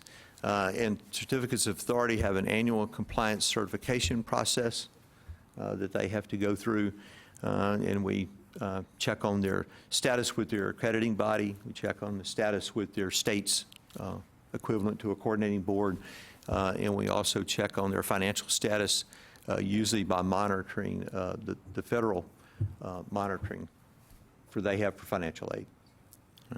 And then if anything in the interim has been brought to our attention in terms of student complaints or anything else, then we will also look into that as well. And certificates of authorization are essentially good for the life of the accreditation cycle. So if you get a certificate of authorization and your accreditation is good for 6 years, then your certificate of authorization will be good for 6 years. But again, we have an annual compliance certification that comes with this, and we have the authority to investigate any problems that may arise and then revoke that certificate of authorization for CAWS, just as we could also revoke a certificate of authority for CAWS as well. So I also want to, I'll come back to this in a second. So as you know, what the Burrell College of Osteopathic Medicine is seeking a certificate of authority for is really to establish the physical presence in El Paso County in terms of the office that I alluded to before, and they can give you some more details about that when their turn comes. But that is what has caused them to actually ask for the certificate of authority. They have what is termed as provisional approval with SARA through the New Mexico Department of Higher Education, I believe is the correct term for it. New Mexico's roughly equivalent to our state's coordinating board. And so they have approval with the SARA. And so in that sense, then they're already authorized to offer clerkships and or clinicals, ever how we want to term them, clerkships in Texas, at least but no more than 10 per site.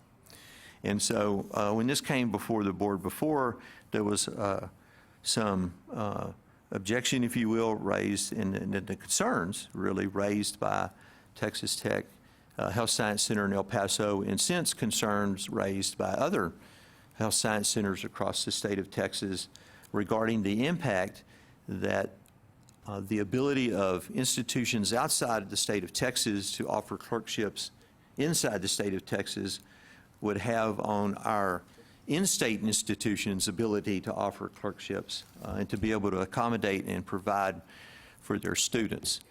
This can be a problem for particularly third-year clerkships, which happen to be very close.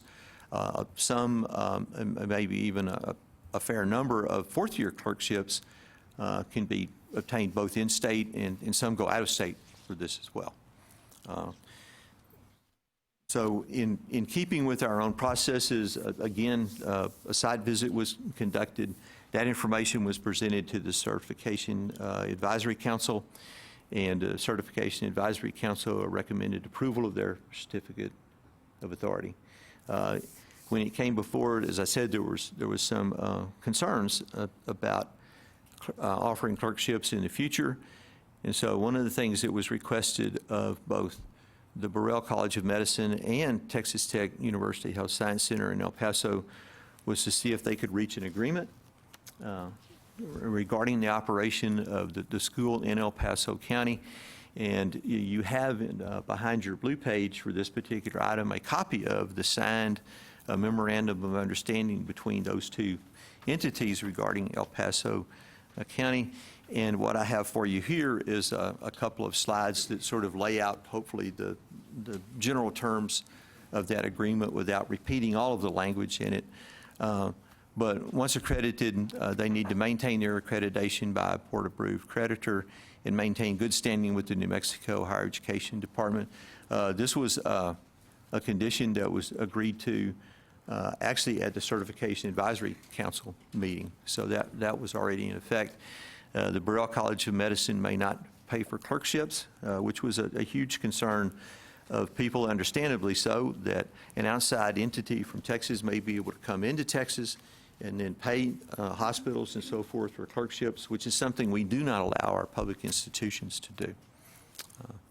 And that was also a part of the original Certification Advisory Council's conditions placed on their approval.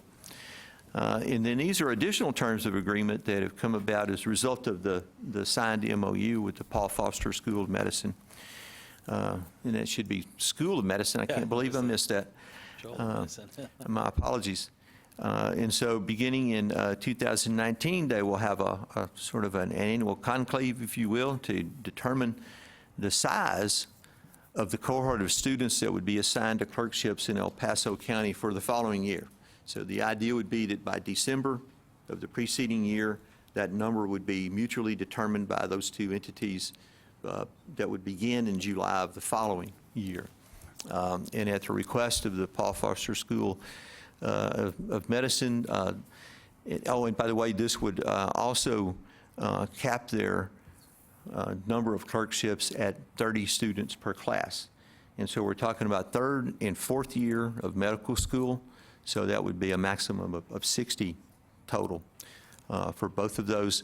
And then in keeping with a concern expressed by the Texas Tech Health Science Center about their plans for future expansion, then there's also a piece of this agreed to by the Burrell College of Medicine to also look at their future expansion plans, Paul Foster School of Medicine's future expansion plans, and then to provide whatever accommodation to those expansion plans that they need to provide as well.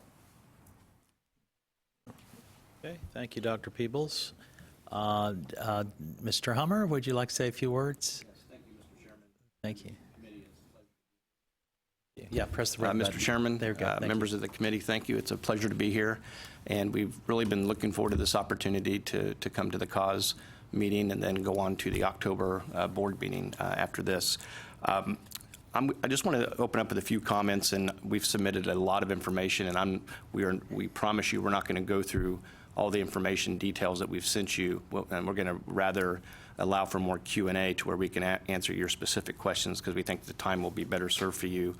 Following my comments, our chairman, Bob Wingo, will say a few comments, and our dean and chief academic officer, Dr. Pesca, will say a few words as well. First, we would like to thank the members, the staff of the coordinating board. Dr. Peoples, Dr. Silverman, Dr. Schuler in particular, have been excellent, very professional. We actually have been working together since before we opened our first matriculating class in 2016, when we were under NC SARA, and discussing the dynamics of that and working very well together. Then through the transition of the certificate of authority, we came here well over a year ago. We sat down and we said, you know, what is the process? And they laid out the process. We went through step by step the requirements that you all have within your standards. And then the site visit team was extremely professional and extremely thorough. The time they spent at our campus, the time they spent in El Paso, in the healthcare facilities, the hospitals, and with the community, they were excellent, and we want to thank them for their professionalism. The one thing I would like to say in regards to the collaboration, what you see in the document, the MOU, actually originated before we even opened on a handshake, if you will, and we've honored all of those same commitments that we had verbally with Dr. Lang and his team up into the MOU. And that was done during NC SARA when we were allowed to come into the community. There was no prohibition against payment, and we could have engaged in payment of clerkships, as is the case in other parts of the country, and we said we were not going to do that, and we never did. And obviously we have kept that, and we encouraged it to be in writing from that aspect. We have 160 physicians, El Paso physicians, that are on our faculty, our clinical faculty, that take students, and that represents 10% of the entire medical community that's on our faculty. And Dr. Pesca can speak more to that here in a moment on that. The last thing I would like to say, just on a personal note, is I would encourage you to look at the aspect from the community. And Bob Wingo will speak to this as well. My family and I chose the borderland area of Las Cruces 20 years ago and made this our permanent home. I've been involved in different organizations, boards, both in El Paso and in Las Cruces. And it's hard for some folks that are outside of the area to understand the connectivity between our two communities. Border's 20 minutes away. But being involved in El Paso, also in the Las Cruces area, with many community leaders from El Paso, many leaders that are involved on the Texas Tech side of the healthcare issue. We work together on boards, and through one organization called the Borderplex Alliance, symbolically we took out an eraser, and we erased the national border between Ciudad Juarez and the state border between New Mexico and Texas. We're codependent communities. We have faculty and staff that live in El Paso. We have people that live in El Paso that work in Las Cruces. There's family connections between our two communities. And so when we enter into the development of this school, we look at the region and the benefit to the region. It's not a provincial type of situation in our corner of the world right there. And I would just encourage you to consider that when you look at this, and the contributory aspects, the contributions that we have already made, which we'll talk to a little bit more into the El Paso community, versus any more of a taking of resources. But what resources have we added to that as well? And we'd like to speak to that. And with that, I'll turn it over to Mr. Wingo. Thanks. Mr. Wingo, welcome, Mr. Wingo. You are the chair-elect of the Board of Trustees, is that correct? That's correct. Okay, welcome. And I'm also proud to say that I'm a former member of the Higher Ed Coordinating Board. So I know a few people that are still here from the days that I served, and it was an honor to be on this board and to work with the Commissioner and others. David and I have certainly known each other for a number of years, but I think it's important to note that I have been involved with the Burrell School of Medicine prior to anything being established. Back in 2013, John Hummer and company visited with myself and others who were on the Las Palmas del Sol Healthcare Board. We saw the need, we saw the value, and we saw the reason why we should be engaging in something of this nature. When you look at today, and you look at 40 of our students are from El Paso, 100 of our students at the Burrell School of Medicine are from Texas. This is an important opportunity for students to continue with medical education. I, for one, feel it's critically important. I look at the Paul Foster School of Medicine. I look at Woody Hunt. These are friends and associates of mine that I've known for a number of years and have had a major influence in what's happening in our marketplace. When John spoke of the Borderplex region, we are now at a point where we are really working very diligently to market the region as a whole. We're working in terms of what happens in not only El Paso, but Las Cruces and Ciudad Juarez, because rising tides will raise all boats. We feel it's critically important for all of us to engage, and many of us have engaged in multiple scenarios. Mayor DeMargo has given us a letter of support. The Las Palmas del Sol Healthcare Board has given us a memorandum and a resolution saying that they support our efforts 100%. And as we have talked about clerkships, many of the clerkships in El Paso are at Las Palmas del Sol as well as other healthcare institutions. David Huffstetler, who is really over El Paso and Austin, has visited the campus of the Burrell School of Medicine, and he was in favor of what we were working on and continues to support that. Don Carl, our current CEO of Las Palmas Medical Center, has a letter of support in place.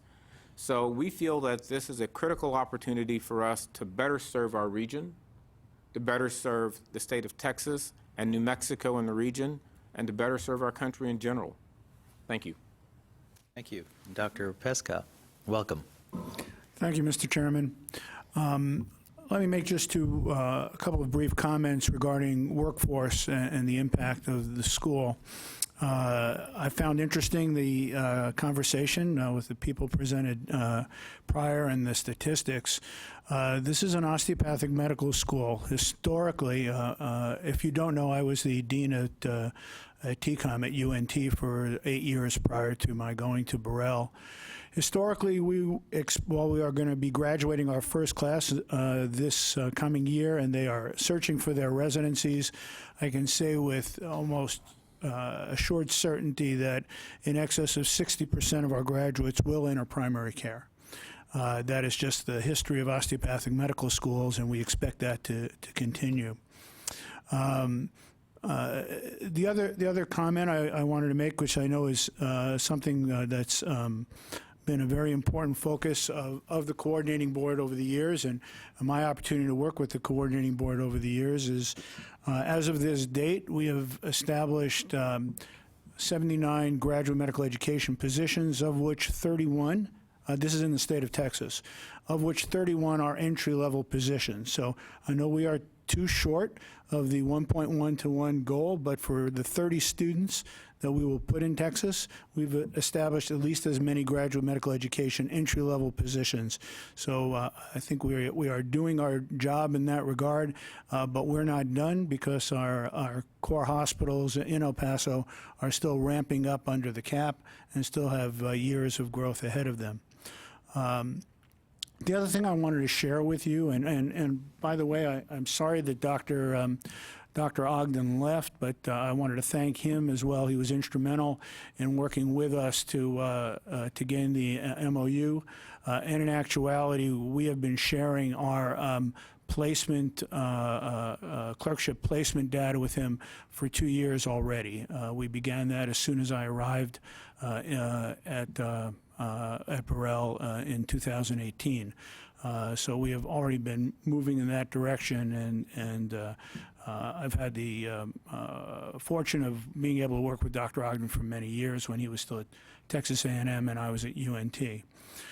But I wanted to thank the board for something that you might not be aware of. And thank Dr. Silverman for the work that her team has done over the years in graduate medical education. In the past legislative session in the state of New Mexico, using Texas as a model, the state has, and not a very wealthy state, I might say, has begun to now independently fund graduate medical education in the state. Much of those funds will be coming into the southern part of New Mexico, where those positions are accessible, obviously, to graduates from the region. We already have Texas Tech graduates that are training in Las Cruces to stay in the region. And so it was actually because of the work of the coordinating board and what you were able to do with the state legislature that model was shared with them. They've adopted the model. They're a blue state, so they were able to add Medicaid funds to that as well.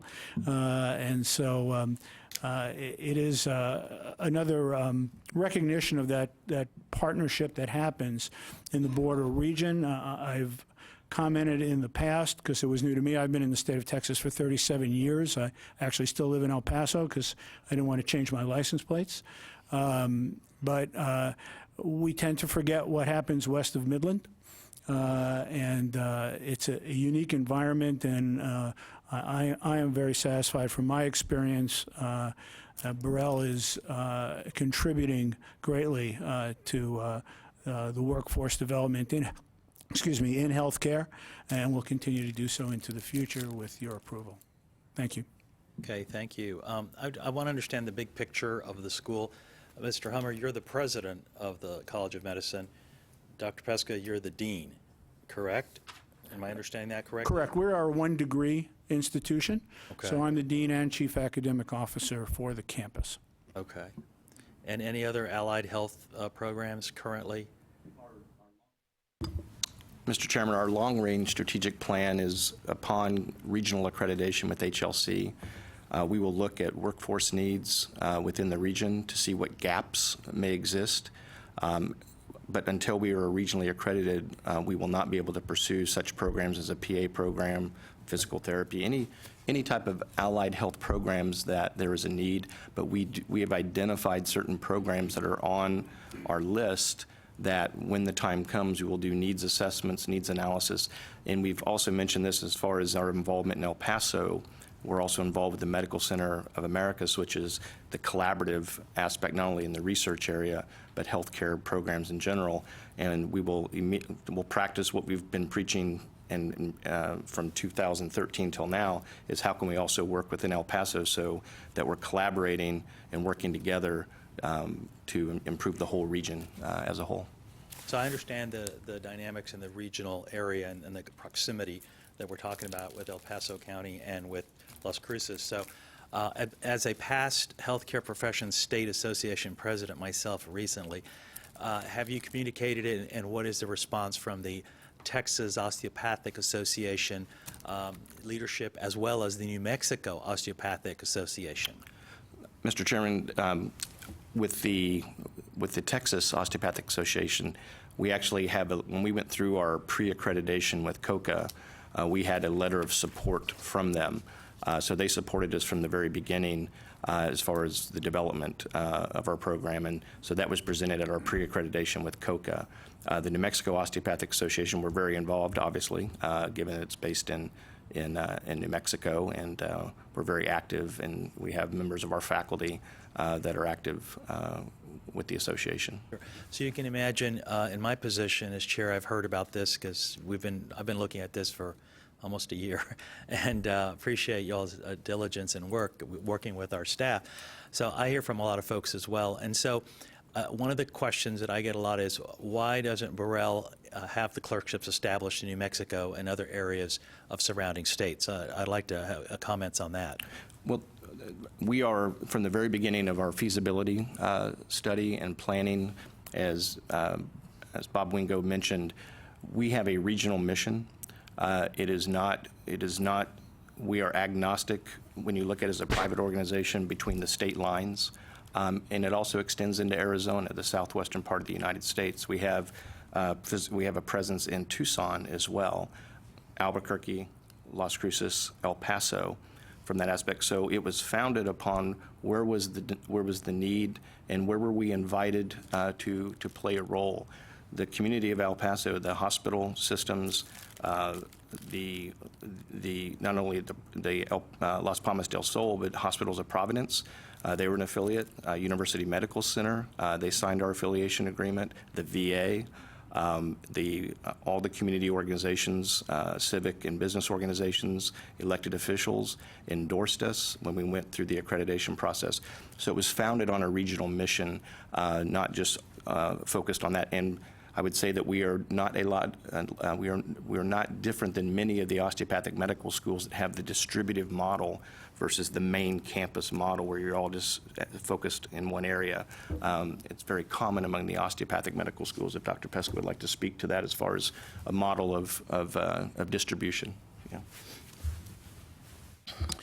We were fortunate in Texas, given our size, the diversity of resources available that enabled us, when I was at UNT, to confine all of our core rotations to the state of Texas. However, when we looked at legislation in the past regarding the protection of core clerkships, which is a work I was pleased to be able to do with the coordinating board and with state legislature, we recognized that growth over time was going to have to recognize that there is an interdependence in the region, especially with our border states, and that there would be some movement across those borders. I think this is one example of it. Historically, and I was not aware of it until we got more into this question, there were points in time when Paul Foster School of Medicine had students up in New Mexico doing core rotations. We still see some students at our affiliates in eastern New Mexico doing emergency medicine rotations. And so while we are a federalist system of governance, we are one country, and some of those lines begin to get blurred. Indeed, we will, if given no other opportunity, we'll have to increase our capacities wherever else we are in order to satisfy our own accreditation through the Commission on Osteopathic College Accreditation. But it does begin to take us away from our mission, which is focused in the border region. Dr. Pesca, you have a history and a background of being a dean at a osteopathic school of medicine here in the state of Texas. You referenced that. As you know, in Texas we have a school that Incarnate Word in San Antonio, which is a DO program, which had not yet graduated their first class. And as you know, this board has in October recommended, and there will be a new school at Sam Houston State University starting a DO program, but not specifically just a DO programs, but just clerkships in general in terms of growing medical schools, and 2 new medical schools, UTRGV and Dell Medical School, coming on board that haven't graduated their first classes, and the need for clerkships in the state. And how can you address that for those folks that are out there listening online and that have commented to our board members, our committee, about the concern globally in the state to be able to meet the Texas residents' needs for clerkships and allowing this proposal to be set forth as it's set forth in front of us now? Well, I'm a resident of the state of Texas, continue to be so, and share the concern about our ability as a state to continue to train the workforce that we need to take care of us. For those who are listening online and not watching online, I have gray hair and not too much of it. So I will be tapping into the healthcare workforce quite a bit in the near future. But what we have found in our work over the past few years, and thinking creatively, recognizing that not all healthcare training has to happen in a ivory tower in the center of town, that there are opportunities around the state, untapped resources. Some have been artificially constrained because of the way funding works for graduate medical education from the Centers for Medicare and Medicaid Services. As the funding has come from the state, it has now opened more and more hospitals and community health centers to education that were never thought of as viable candidates before. And we are diversifying the portfolio of teaching centers as a result of that. We still have many large hospital systems around the state. One that comes to mind is Trinity Mother Frances in Tyler, 750-bed hospital that's doesn't do any appreciable teaching other than some OB rotations for the family medicine residency at UT Tyler, simply because the medical education was only looked at from the standpoint of residency, and if there was nobody there to pay for it, then education couldn't happen. We've identified that where we begin with students, that institutions have a chance to dip their toe in the water. You have more one-on-one training between students and practicing physicians without resident intermediaries, and students get a very different experience. I'm very pleased to say that as a result of the experiences that we are providing, including that which is being provided in El Paso, our student performance on the clinical part of their boards has been absolutely spectacular. So we have ways of training in medicine that may in some ways be archaic because they go back to the apprenticeship models of the early 20th century and late 19th century. But indeed, they are effective methods of education, and we are seeing more and more of our schools recognizing that, moving more into those those methods of bringing education to students very effectively. Fortunately, we still have national standards that we have to meet so that we know that our institutional effectiveness is being maintained. But we were very successful at this at osteopathic medical schools around the country who historically did not own and operate what we now see as university medical centers and high-volume hospitals. Okay, I'd like to. Mr. Yes, Chairman, could I add one Sure. comment to what Dr. Pesca said? Yes, sir. Because it's a very important point, because we hear the same things in the communities that we're at as far as those questions. The total number of private physicians that we have right now that are clinical faculty within our whole system, I think it's right around 640 plus or minus on that. So that's 640 physicians that were not clinical faculty before we opened. Very few of them were actually taking students before we started. I always use this term. I always in life there's an abundance philosophy or a scarcity philosophy, and in medical education you run into a lot of scarcity. That there's a scarcity there, and a credit to Dr. Pesca and our clinical affairs team.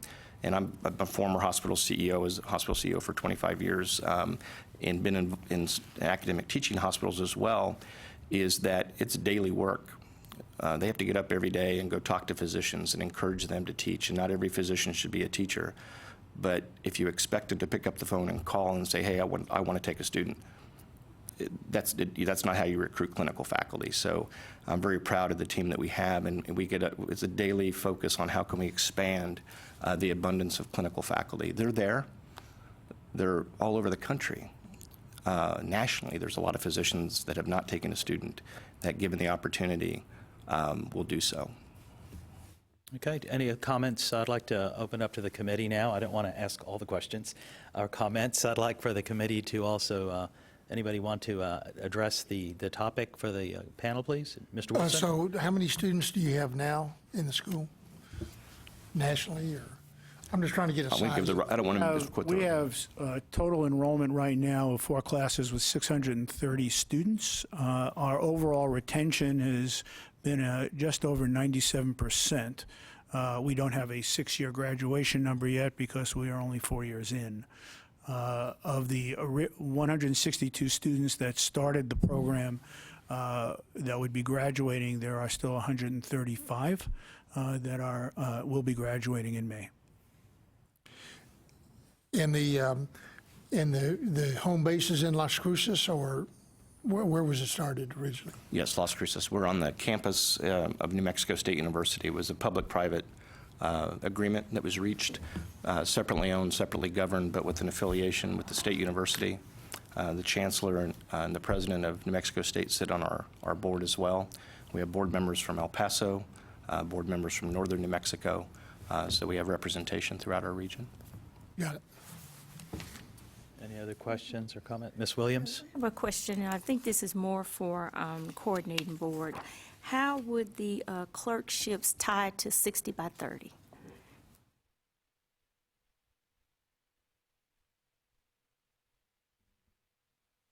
Well, the clerkships are the third and fourth year of medical school. Mm-hmm. And so once they finish with that fourth year and they're a graduate of a medical school, and since they would operate inside Texas, I believe we would count them. They would count towards the first goal in terms of the total educated 25 to 34-year-old population. We don't address them in our second goal in terms of graduates. We only include certificates, associates, bachelors, and masters for that goal. Thank you. Any other comments or questions?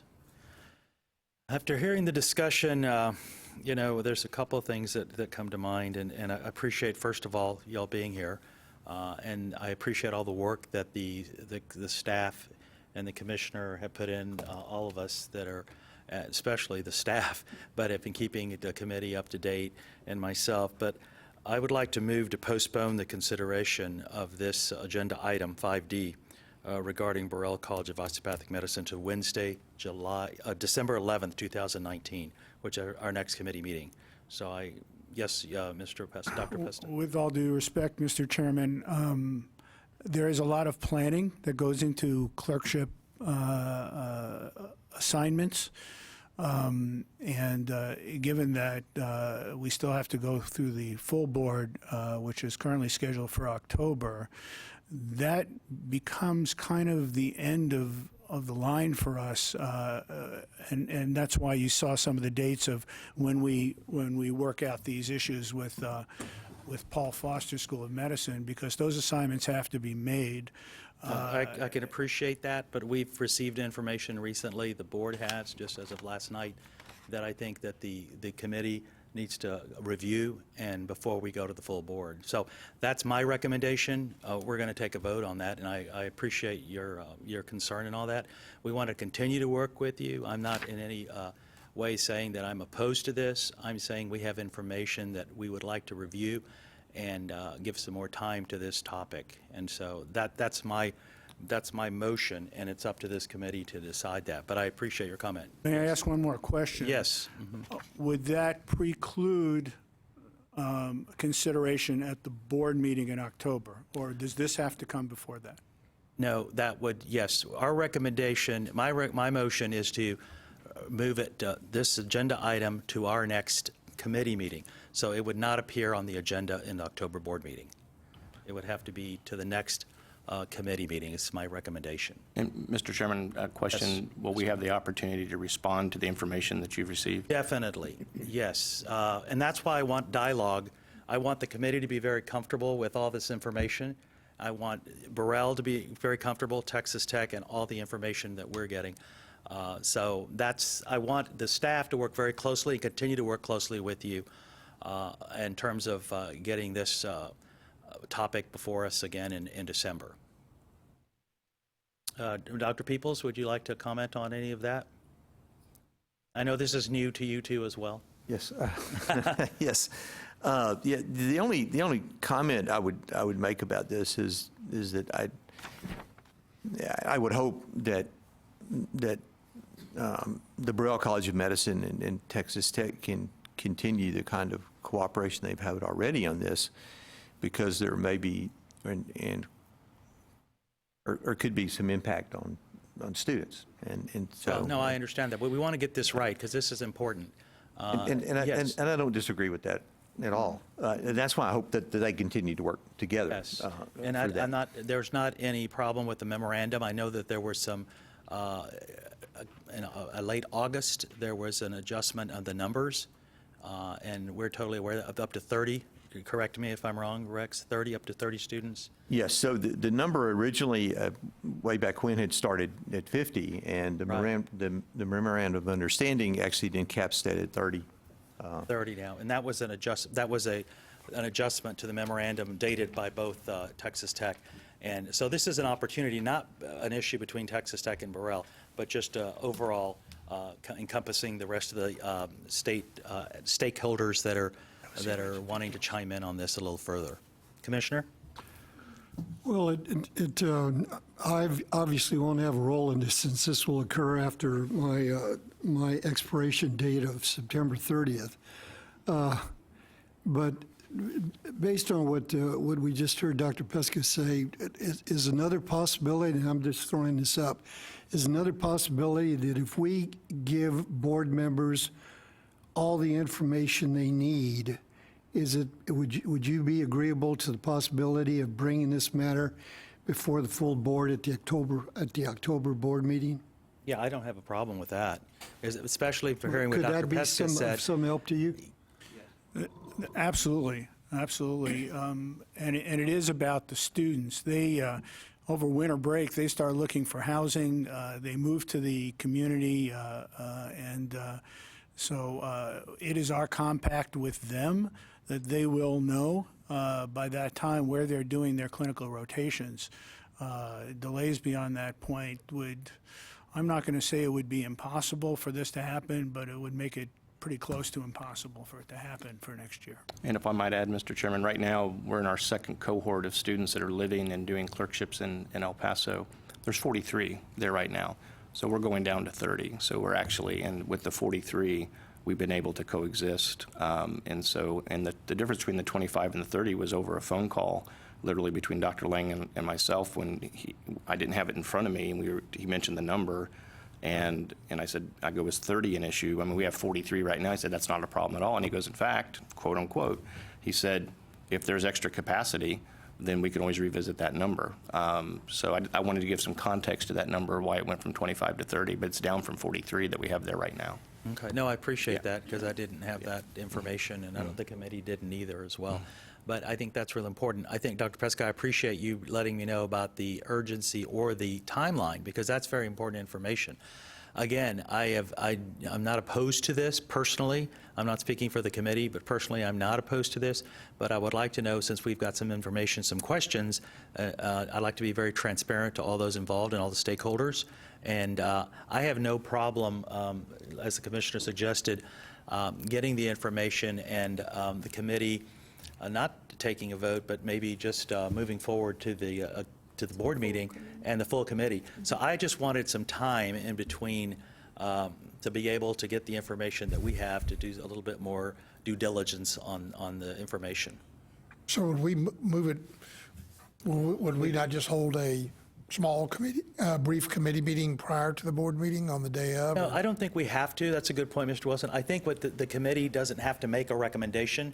Not toward We just the go board. straight to the full board. We'll go straight to the full board. And we've done that before. This committee has done that before, by the way, recently on another topic, is that we don't necessarily recommend or deny the recommendation to the board, but we can still keep the process going in order to get it and have to do the background and make sure everybody has information fully to the extent that we have now to be able to inform all the board. We'll make the decision, obviously. So in other words, we won't take an official vote recommending the recommendation from the staff, but what we can do is not hold, I don't want to hold it up because of your needs, obviously, but what I would like to do is have more time to work on that, if that makes any sense at all.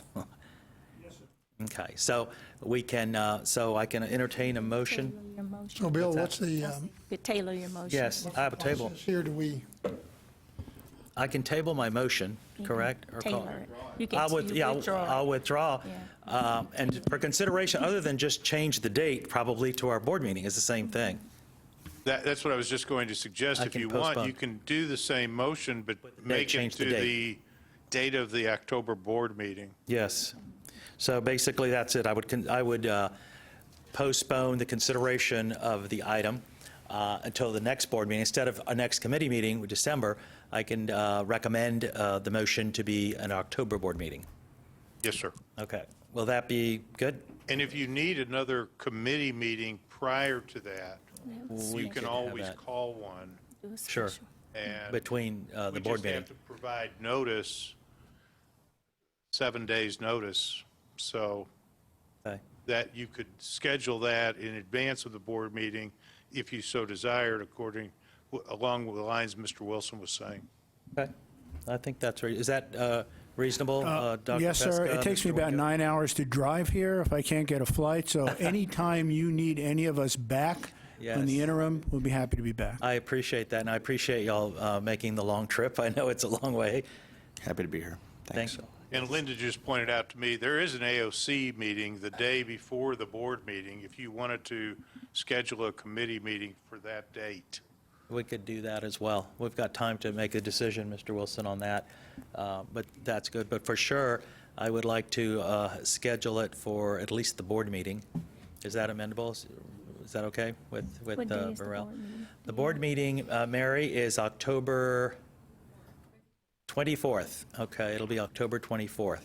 And that'll get enough time for the information for the committee and to see if the committee has any issues with the information or any information we may need from you through the staff, so I appreciate that. And then we can provide information to the full board for action at that time. So we can continue that without having a formal recommendation up or down by this committee. Is that okay? You're very welcome. Thank you all for being here. We appreciate that very much. I must take a vote on that first, but I have made a motion to postpone the consideration of agenda item 5D regarding Burrell College of Osteopathic Medicine till October, Mary says 24th, 2019. All in favor, please signify by saying aye or saying aye. I second. Okay, you had a motion? I made the motion. I have a second. Ms. Williams seconds. All in favor, please signify by saying aye. Aye. Any opposition? Hearing none, motion carries. Thank you all. Thank you for being here. Okay, we're going to move on to agenda item 5E. Is that correct, Rex? Yes. Okay, that's consideration of adopting the staff recommendation to the committee relating to the report of effectiveness of the Advised Texas Program, Rider 5186 Texas Legislature regular session. Mr. Booker will present this item. Jarrell? Good afternoon. This is a legislatively mandated item, Rider 51, where we give an evaluation on the Advised Texas Program. Many of you are familiar with our near-peer project, where we have near-peer advisors in 110 high schools through our 4 partners, Texas A&M, University of Texas at Austin, Trinity University, and Texas Christian University. We also partner with a national nonprofit called the College Advising Corps, where we kind of utilize their training model. Over the last biennium, we received $4 million. We're in our 2nd year, so this is the actual report on the effectiveness of that project. Ultimately, to give you a little background, the advisors provide admissions and financial aid, advising the students and families through one-on-one and group sessions. They help students kind of select the best fit for them in going to college. Just as a reminder of this population, this is a very difficult population that we've put these advisors in. These schools, the majority of the campus is free and reduced lunch. They have a less than 7% direct-to-college rate. More than 55% or less than 55% actually chose a more of college curriculum, the distinguished college track. So you're dealing with schools that have a lot of challenges. And I know Dr. Eklund mentioned earlier about our direct-to-college rate and summer melt. This project is directly tied to trying to achieve and improve some of those numbers and outcomes that she laid out earlier today. So what I would love to get to is what we found in the project and outcomes. I'm excited that we actually, this year versus last year, we served a little over 1,000 more students and supported them in applying to college. We increased the number of FAFSA completions and college scholarship applications. We also held over 160,000 one-on-one meetings with students and families. That number boils down to basically 41,000 seniors were served, and then they probably were seen more than once. Also, as some of the quantitative findings, with the amount of students we're serving, in the ongoing effort to create a college-going culture, we still saw college enrollment increase by 1.2 percentage points for low-income students. For this population, in light of the declining number, that's a pretty good success for us in comparison to other low-income students if you compare apples to apples. Also for African American students, which is the target population of the 60 by 30 plan, we saw a 2.7% percentage point increase for them for four-year college attendance, and also we saw an increase for Hispanic students in two-year colleges. We saw other increases, but they just weren't statistically significant to even mention, but these items that I point out here are significant. We learned over the years that the size of the high school matters. These schools have large high schools, large graduating classes. Larger school, we probably need to put more than one advisor in to have the impact we're seeking, but we still have to get more grant funds, which Ms. McKenzie just mentioned a second ago around how can we actually expand the numbers where we need more advisors in certain schools currently, and then look to expand some of those high schools moving forward. One exciting part about this project with Advise Texas is even though we're moving and increasing in some areas, it's probably not to the degree that we want to as fast. If you couple the totals from last year and this year, it's about 5 percentage points. But we're starting to see this sort of growth, and we're building that sort of culture from the 9th graders and 10th graders who are now 11th and 12th graders. It's starting to really show some return on investment is my belief. Most recently, we received about, we work closely with TWC, the commissioner worked with TWC through our tri-agency agreement, our partnership, and we received about almost $6 million to help serve students with IDD, and also House Bill 3, which I think is a big step forward for K-12 and improving college readiness, where TEA is going to be able to give districts bonuses for students who are showing college, career, and military readiness. They're also requiring FAFSA and TASFA. They're requiring FAFSA, financial aid applications for graduation and requirement of graduation, which we'll clearly see an increase in that, to which there'll be a greater need for these advisors in these schools to serve, because now it's a bigger focus for K-12. So the last point is House Bill 3 also requires school boards to adopt and monitor college and career readiness, military readiness plans, so our advisors will have a major impact on that. All in all, I'm just excited that the program is still showing signs of success, that we're still growing the program, that school districts are still matching and putting funds into the program, and I do think there's a greater need to expand it in other regions. And I think some of the results over the last 2 years, as we take it back to the LBB and the governor, might be something they might want to consider. Thank you, Jarrell. Any questions or comments for Jarrell? Hearing none, do I have a motion to adopt the staff recommendation? So move. Moved by Ms. Williams, a second? Second by Mr. Wilson. All in favor, please signify by saying aye. Aye. Any opposition? Hearing none, motion passes. Thank you. We're moving on to agenda item 5F, consideration of adopting the staff recommendation to the committee relating to the report on the recruitment of persons with intellectual and developmental disabilities at institutions of higher education. Mr. Booker will present this item. Jarrell? Sure. This is another legislative report. Over the last few years, a lot of attention and a lot of policy and interest has been garnered for students with intellectual and developmental disabilities. Most recently, we've been required as an agency to work with the institutions of higher ed to designate a liaison to help support these students when they apply and attend campus.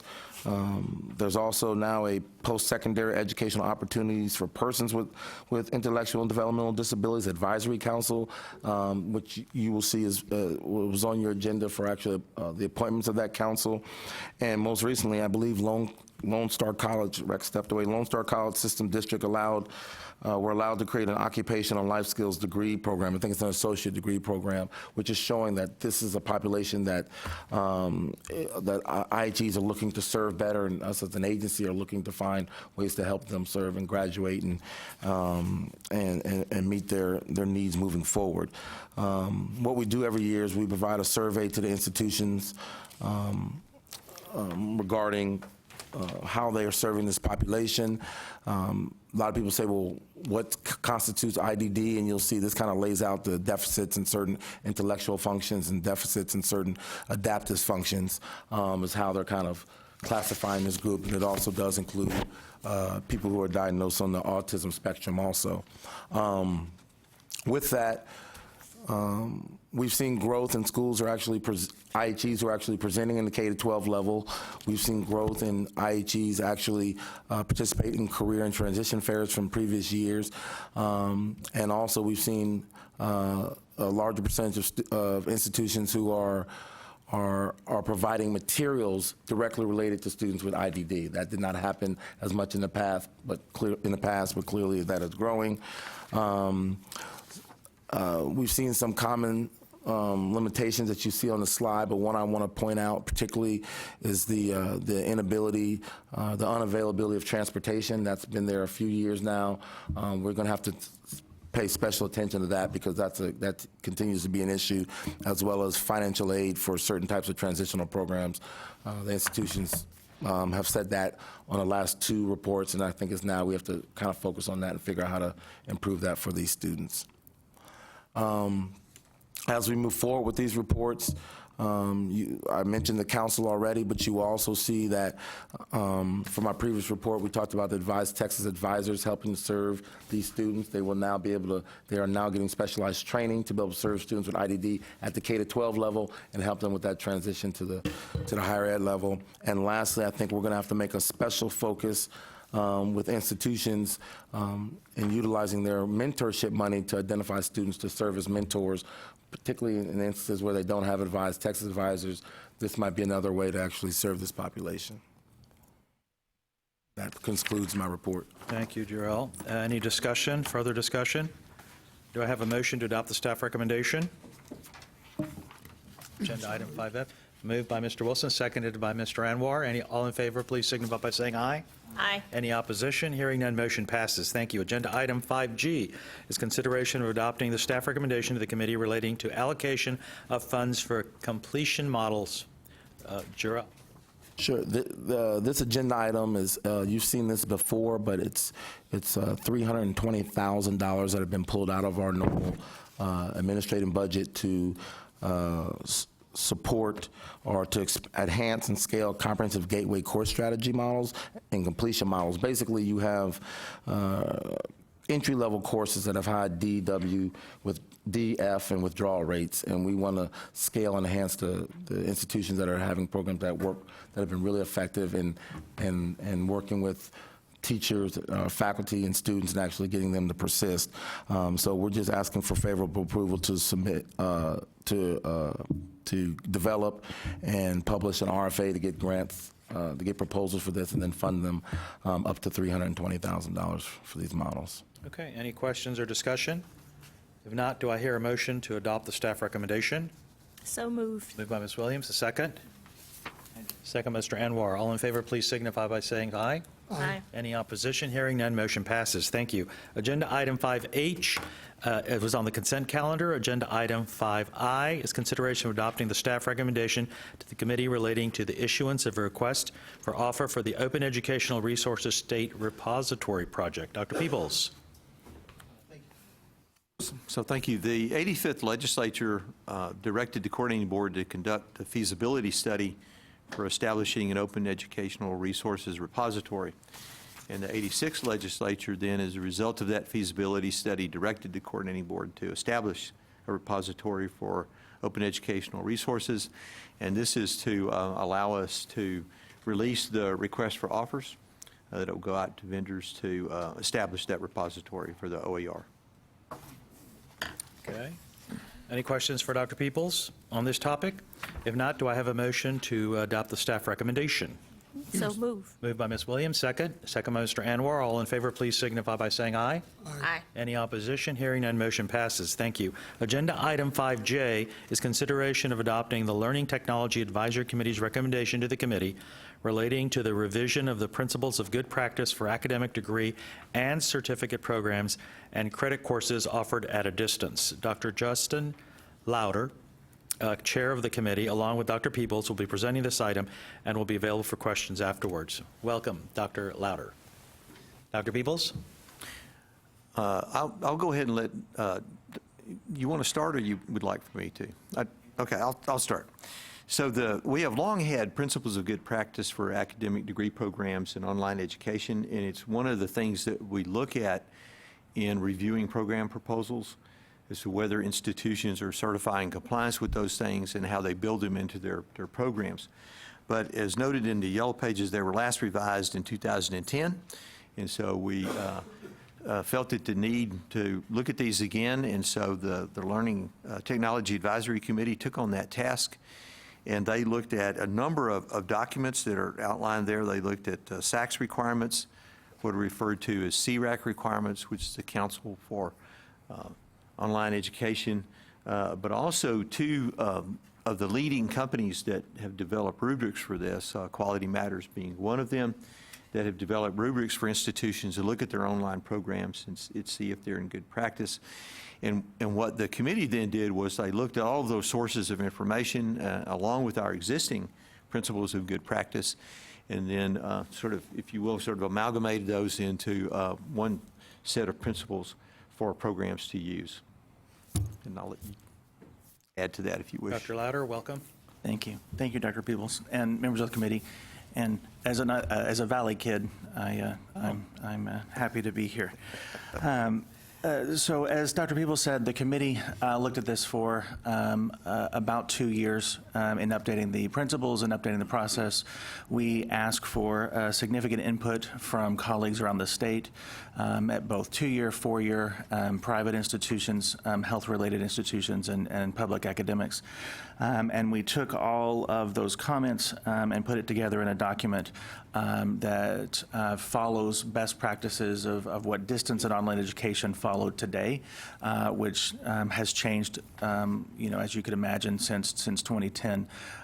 We have added additional comment, or we've added content related to accessibility, related to interaction, and related to student services to make sure students are prepared or getting the best possible education. And so, as Dr. Peebles said, when new degree programs, bachelor's, master's, and doctoral are developed, they have to certify that they are meeting these principles, and schools and institutions have to follow the principles. I'm happy to answer any questions you might have.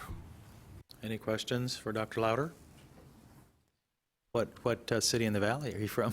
McAllen. Oh, that's where I'm from. Yeah. Thank you for being here. Any other questions? If not, do I have a motion to accept the staff recommendation? So move. Moved by Ms. Williams. A second? Second. Second by Mr. Wilson. All in favor, please signify by saying aye. Aye. Any opposition? Hearing none, motion passes. Congratulations. Thank you for the work you do as the chair. Agenda item 5K is a report to the committee on school closures and/or teach-outs pursuant to Chapter 7, Subchapter A, Section 7.75. Dr. Peebles will present this item. This is an informational item only.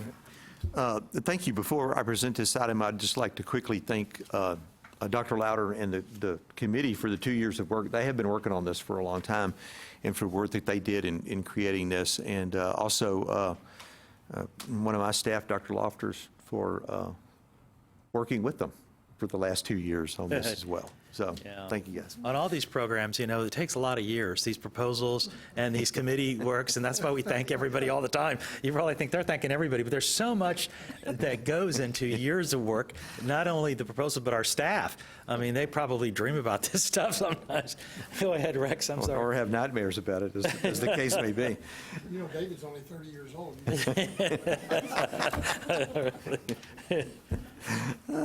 So, So this is our usual report on school closures that have occurred in the past quarter. There's a couple of things that I want to note. There's a rather extensive list this time around. I noticed that. For a while there, we saw a shorter list. But I will point out that that you have National American University. There are 3 locations recognized for it. And then you also have University of Phoenix, which has 4 locations recognized there. And what's happening with them is they are, and they have been, and they continue to close their physical locations, but their online operations are still there.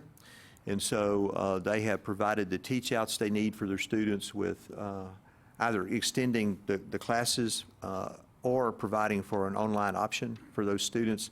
But their transcripts are also still being kept at corporate headquarters and that kind of thing, because they're still in business. They're just closing their physical locations. All right. Now, the others have all including Carrington, which is on that first page, and then the Peloton campuses as well have also notified us of their closures, and they have provided adequate teach-out plans and have also provided for their transcripts. So again, while the contraction in that particular industry continues, it seems to be much more orderly these days. Okay, thank you. Agenda item 5L1 we'll move on to is consideration of adopting the staff recommendation to the committee relating to issuance of a request for applications for Open Educational Resources Grant. Dr. Peoples will present this item.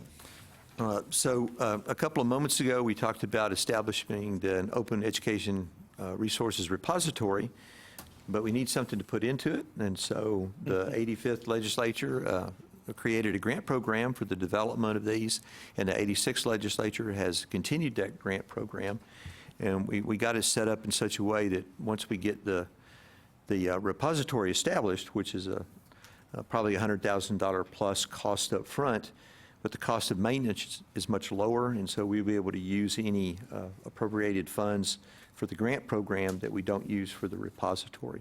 So we want to go ahead and issue another round of RFAs to allow faculty to apply for grants to develop these open education resources. Any questions or comments, discussion for Dr. Peoples on this item? Hearing none, do I have a motion to adopt the staff recommendation? Moved by Mr. Anwar, second. Second. Second by Ms. Williams. All in favor, please signify by saying aye. Aye. Any opposition? Hearing none, motion passes. Thank you. Agenda item 5L2 is consideration of adopting the staff recommendation to the committee relating on issuance of requests for applications for minority health research and education grant programs. Dr. People. Thank you. So this is an annual request that we make for minority health research and education grant program to go ahead and issue the RFAs for grants in this area. We have consistently, I think, at least in the last few years, under 60 by 30, prioritized things like student completion and program enrollment, and also built into the RFA marketable skills goal as well. We have 4 grants that ended in August of 31 of 2019, and we have approximately $1.5 million available for this coming fiscal year to award grants. Very good. Thank you. Any questions or discussion on the topic? If not, do I hear a motion to adopt the staff recommendation? So move. Moved by Ms. Williams, second by Mr. Anwar. All in favor, please signify by saying aye. Aye. Any opposition? Hearing none, motion passes. Thank you. We move on to agenda item 5M, 1 through 6. They were on the consent calendar. So agenda item 5M7 is consideration of adopting the staff recommendation to the committee relating to the appointment of members to the Post-Secondary Educational Opportunities for Persons with Intellectual and Developmental Disabilities Advisory Council. Members, you have supplemental material for this item. That's the gold rod page in your booklets. Jarrell Booker will present this item. Mr. Booker. Yeah, this is brief. It's 11 members that it's composed of expertise around post-secondary opportunities for persons with IDD. I just presented on the savor of the report, and we just asked for favorable approval of the people we've added to this council. A lot of these people have worked on this sort of issues for a while now, and I just think we've done a good job in selecting the individuals who will really move this forward, particularly some of the recommendations we came up in our report. Okay. Any questions or discussion for Mr. Booker? Hearing none, do I have a motion to adopt the staff recommendation? So moved. Moved by Mr. Wilson. Do I have a second? Second. Second by Ms. Williams. All in favor, please signify by saying aye. Aye. Any opposition? Hearing none, motion passes. Thank you. Mr. Booker, you okay? You look like you're looking for something. Yeah. We're good? Okay. Agenda item 5N1 is consideration of adopting the Commissioner's recommendation to the committee relating to the proposed amendments to Chapter 15, Subchapter C, Section 15.4 4.3 of the board rules concerning the eligibility criteria to receive distributions from the National Research University Fund. Dr. Peebles. Thank you. So these are really two cleanup items. The first is that it adjusts the minimum 75th percentile score for the SAT that's required for eligibility for NRUF, or the National Research University Fund. College Board have gone through a couple of changes with their SAT, and so that required a resetting of the score. So they have recalibrated what their own college readiness score is, in a sense, or what that high score is. And so this brings us in line with their current schema, so to speak. And then the other parts of this is to correct names for academies that provide awards that are recognized as criteria, and also to correct the names of faculty awards. And I think Dr. Gardner pointed out that it's kind of interesting how many changes have occurred over the years in the names of these. But this neither adds to that list nor subtracts from the list. It just brings the rule in line with the names that are currently being used. So these are really just two cleanup items for the rules. Okay, thank you, Dr. Peebles. Any discussion or questions? Yes, Mr. Anwar. Yeah, go ahead. Oh, I was going to make, you want to make a motion? Okay, motion by Mr. Anwar. The staff recommendation on this item. Second by Ms. Williams. All in favor, please signify by saying aye. Aye. Any opposition? Hearing none, motion passes. Thank you. Agenda item 5N2 is consideration of adopting the Commissioner's recommendation to the committee relating to the proposed new rules for Chapter 27, Subchapter SS, Sections 27.981 through 27.987 of Board Rules concerning the establishment of Mechanical Engineering Field of Study Advisory Committee. Dr. Peebles, present this item, please. I'm sorry. I thought that was on consent. Don't have it on consent. We're on 5N2. It's not on consent? Okay. Okay, so I'm sorry. I apologize. okay. Not this, but I'm with it now.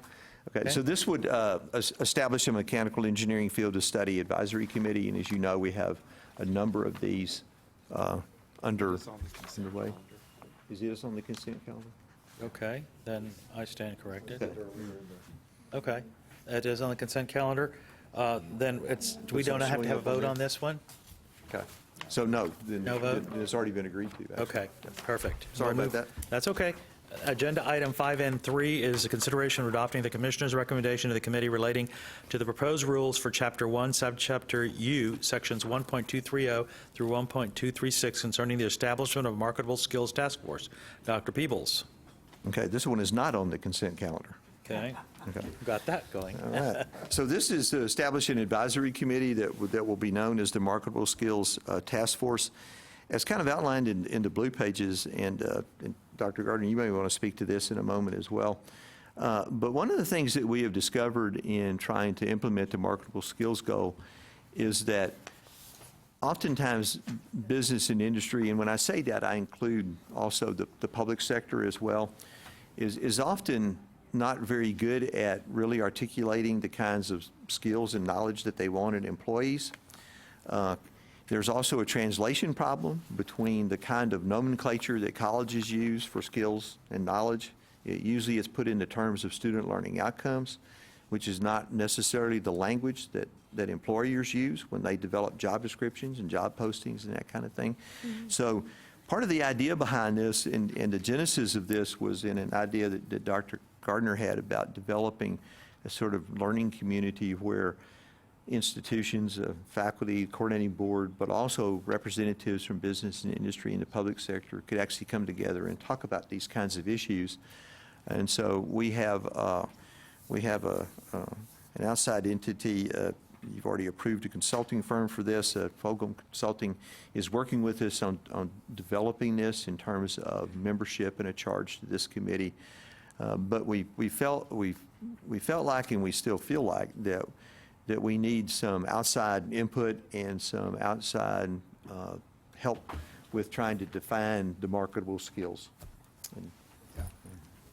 The one thing I would add is that the intent is to keep up that process, because we know what may be the marketable skills today may not be tomorrow. And so I like to use the phrase learning community for the group, because so they don't sit there and point at each other. They figure out what's really needed by the students, what's really needed by our economy to function well, and to work together in terms of making sure that we identify those things for the students going forward. And the consulting group is a first attempt at, that group will really be sitting with industry to talk about what do you think the issues are before we get to the true learning community aspect, to get their feedback. But we think it's important. We can't assume, and you just can't have this occasional get-together. They won't be meeting all the time, but they'll be providing feedback to us and to the institutions at least annually going forward. Okay, good. Any questions or further discussion? Will the consulting firm also be involved in the process once the advisory committee's established, or no?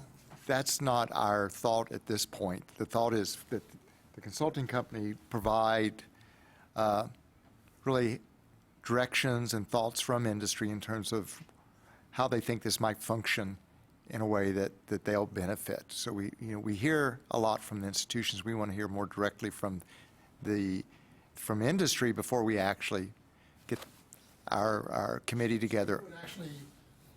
We would be industry determine what marketable skills are needed out there?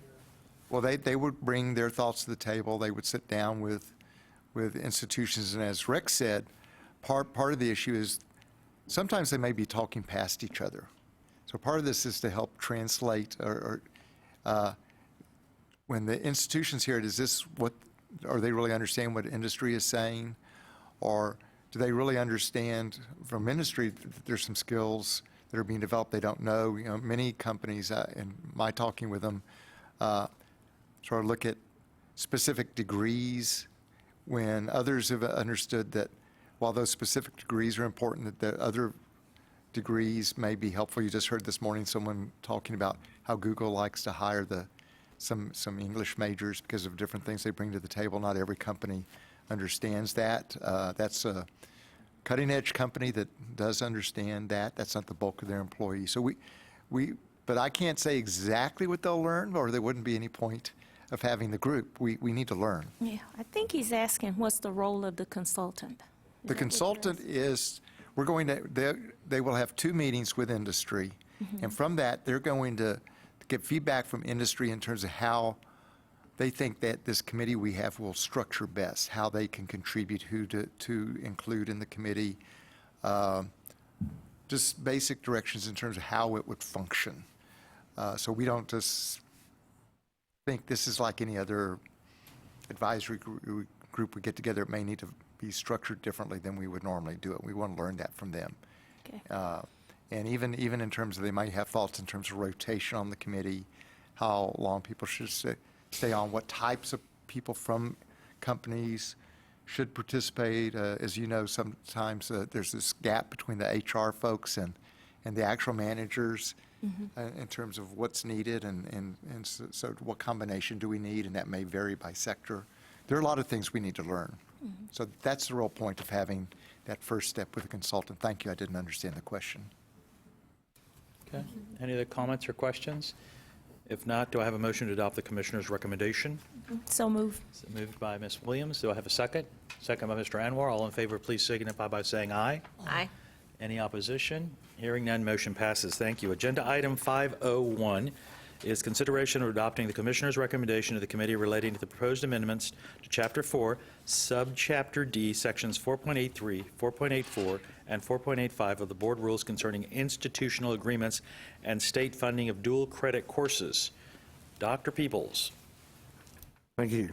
So these are rules that were already approved by the board as emergency rules at the July board meeting, but process requires us to then put them out for public comment and then bring them back to, again, for a full committee in board hearing. There were no comments received as of the date of this, and we received no comments in this item at all. The rules essentially do 2 things. One is they provide funding for field of study and program of study courses for dual credit students. And secondly, there was legislation passed in this past legislative session that mandated certain new components for the MOUs, the memorandums of understanding that exist between ISDs and colleges offering dual credit, things like common advisory language, and also cooperation on trying to align endorsements with both dual credit and then with college programs. And so, again, these were passed as emergency rules in July, and we're bringing them back for full consideration. Okay. Any questions or discussion on the topic? If not, do I have a motion to adopt the Commissioner's recommendation?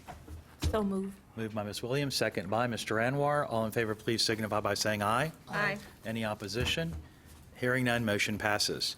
So at this point, as Chair of the Academic Workforce Success Committee, I'm going to take a point of privilege here to thank Commissioner Raymond Paredes for this, I believe, is your last committee meeting. He's been with us 15 years plus, and we really can't thank you enough. Of course, the board had a dinner last month in his honor, thanking him. But publicly, those online and those that are here, I can't tell you enough, Raymond, how impact you've had not only for us, the current board members, and talking to past board members, and your impact on higher education in the state of Texas and the impact it's made to students and families and improving lives because of your impact and the work that you've done over the years.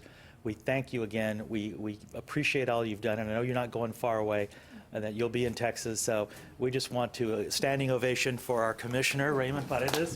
Thank you so much. I'd like for the staff, any staff members that are here, we'll take a few photos at the end of the meeting, if you could please stay.